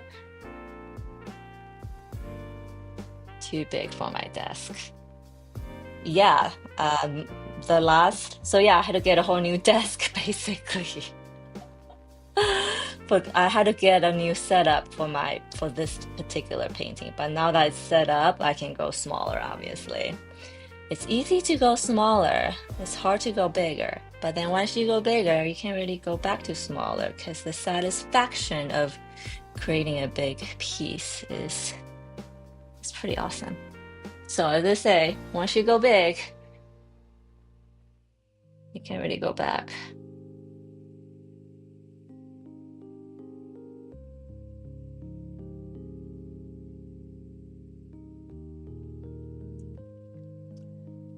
But a little trick. So this big giant desk I have, show you guys, giant table. It's just it's I had to cut it into two pieces to take it home because it won't even fit into my car. But it's just a piece of, I don't even know, like a composite board from Home Depot I got. It is treated, surface treated. Um, yeah, it's treated and sealed. You don't want to open like a untreated piece of wood as your backing because the water will seep into it and make all sorts of issue. But I literally just took this piece of board and set it on top of my desk and made a giant desk. It's not pinned down or anything, so I have to be careful not to like lean on it in a funny way. Can you imagine if I lean it and the whole thing goes flying, then I'll be ruined.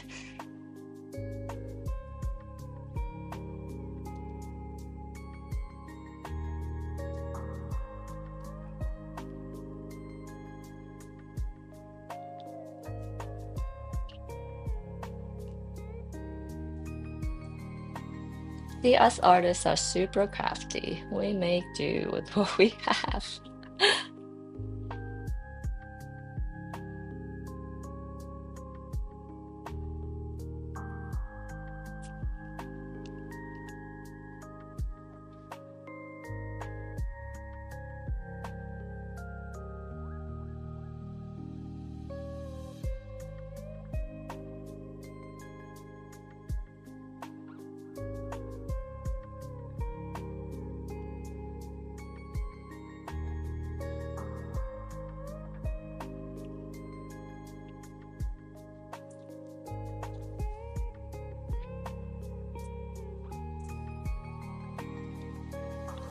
Let's change to a cooler brown for these areas.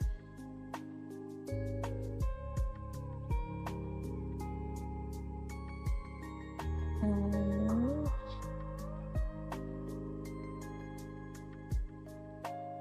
And because of bigger canvas, I had to get bigger brushes. I think I shared with you guys. Bigger brushes. What else had I get bigger for? Bigger jars of water, because now I just, I wash bigger brushes and then more paint comes out. All sorts of things happen when you change sizes.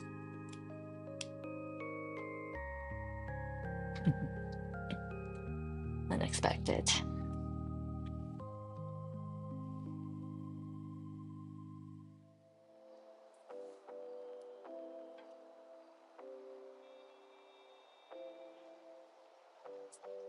I'm almost done with I'm almost done with today. Yes, I kind of covered up most. I'm almost done with covering up all the areas.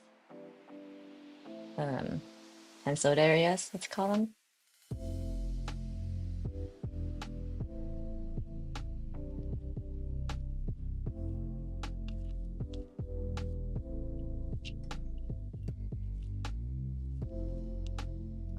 So this is kind of the foreground. Maybe this, I'll go jet it maybe into this figure some more. So it goes back.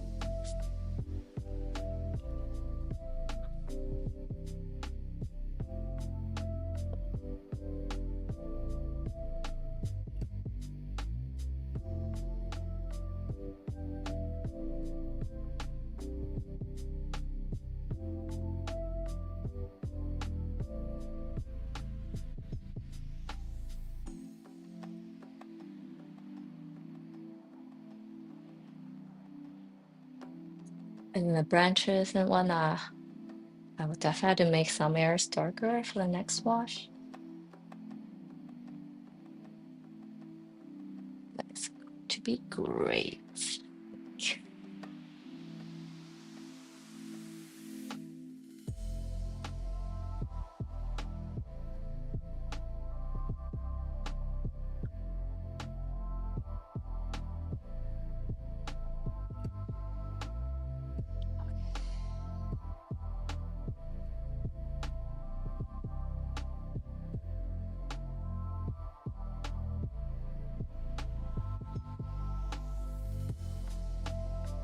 Okay.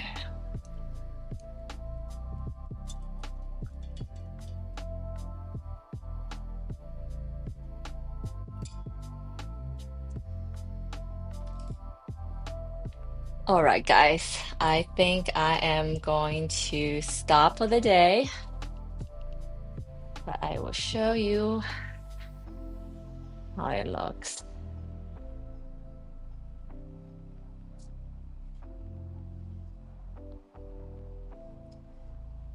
at this point.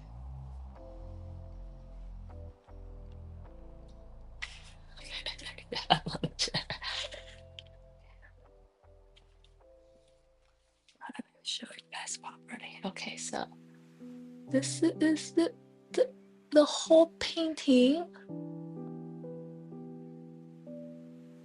I'm definitely playing with scales a bit, and it is huge. So this is kind of where I want your eyes to end up. That's why I worked on this first, and this is the most detailed. And this is like I think I need to add some more stuff here. The entry point into the painting.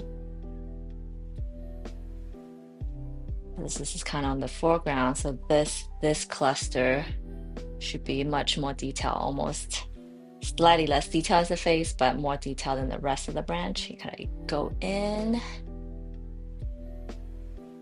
You kind of come over here and explore this. Yeah, there we go. There we have it. The beginning of restless stillness, woman exploring anxiety, and this one is that feeling of, you know, that crawling feeling under your skin, which is why I have so many of these, so many of these. It's been, oh, thank you. I'm happy you made a phantom. I'm happy for everyone else who's watching. Yeah, I literally just pretty much used two colors so far. Well, minus the face because it's in a bit more detail and worked on it more. But rest of the painting so far is just a blend of different browns and blues, warm and cool tone, mixed and gradient and changed. There's much to be done. I need to give more wash in the background, more details. Definitely details here. This part bothers me. So work on that. Oh, I was saying that this piece I'm exploring that, that feeling, the crawly feeling under your skin, which is why there's so many of these branches just growing all over the place into her skull, out of her skull. Definitely will grow into her body. I have stuff that I need to draw over into her body, out of her body. And we'll see what else comes up. I'm probably gonna ask you guys at some point, how does anxiety shows up for you guys? Because I think it shows up very differently. But I'm trying to capture that feeling that abstract feeling of how anxiety feels in your body and give it a visual form. And this is what we have so far. I'm this whole series I'm probably gonna try, or hopefully I want to try limited palette, very moody. This one's fun to make because the blue and the brown really was very calming for me to look at. So as a process of working on exploring anxiety and using the colors, my anxiety has calmed down a lot. So there I have it. Okay.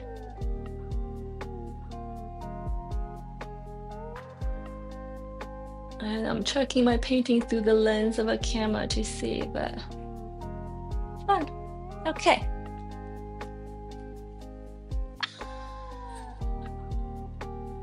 That was a workout, guys. Thank you so much for hanging out with me for the past 4 hours, guys. Thank you guys for chatting with me, staying the whole time, some of you. I hope I shared some useful things with you today. And I hope you guys, took away some useful things, whether it's art tips or life tips, just my personal point of view, all that good stuff. I hope I was helpful in some ways. And I kind of, the goal of all this is that, right? And if you are just, watching me for the first time, or you're just come across this live stream and stay for a little bit, I will appreciate it if you could give me a follow, subscribe, repost, like, leave a comment. All that will help so much. And maybe turn on the notification bell so you won't miss my next session, which will be at the same time next Wednesday, to hopefully finish this painting. That's my goal anyways. All right. Have an amazing rest of the week and rest of the day. I will catch you guys later. Bye. Thank you for your time, Vanessa. Thank you, Ken. Thank you, Trevor. Thank you, Phantom. And for everyone who's watching and didn't jump in the chat. Okay.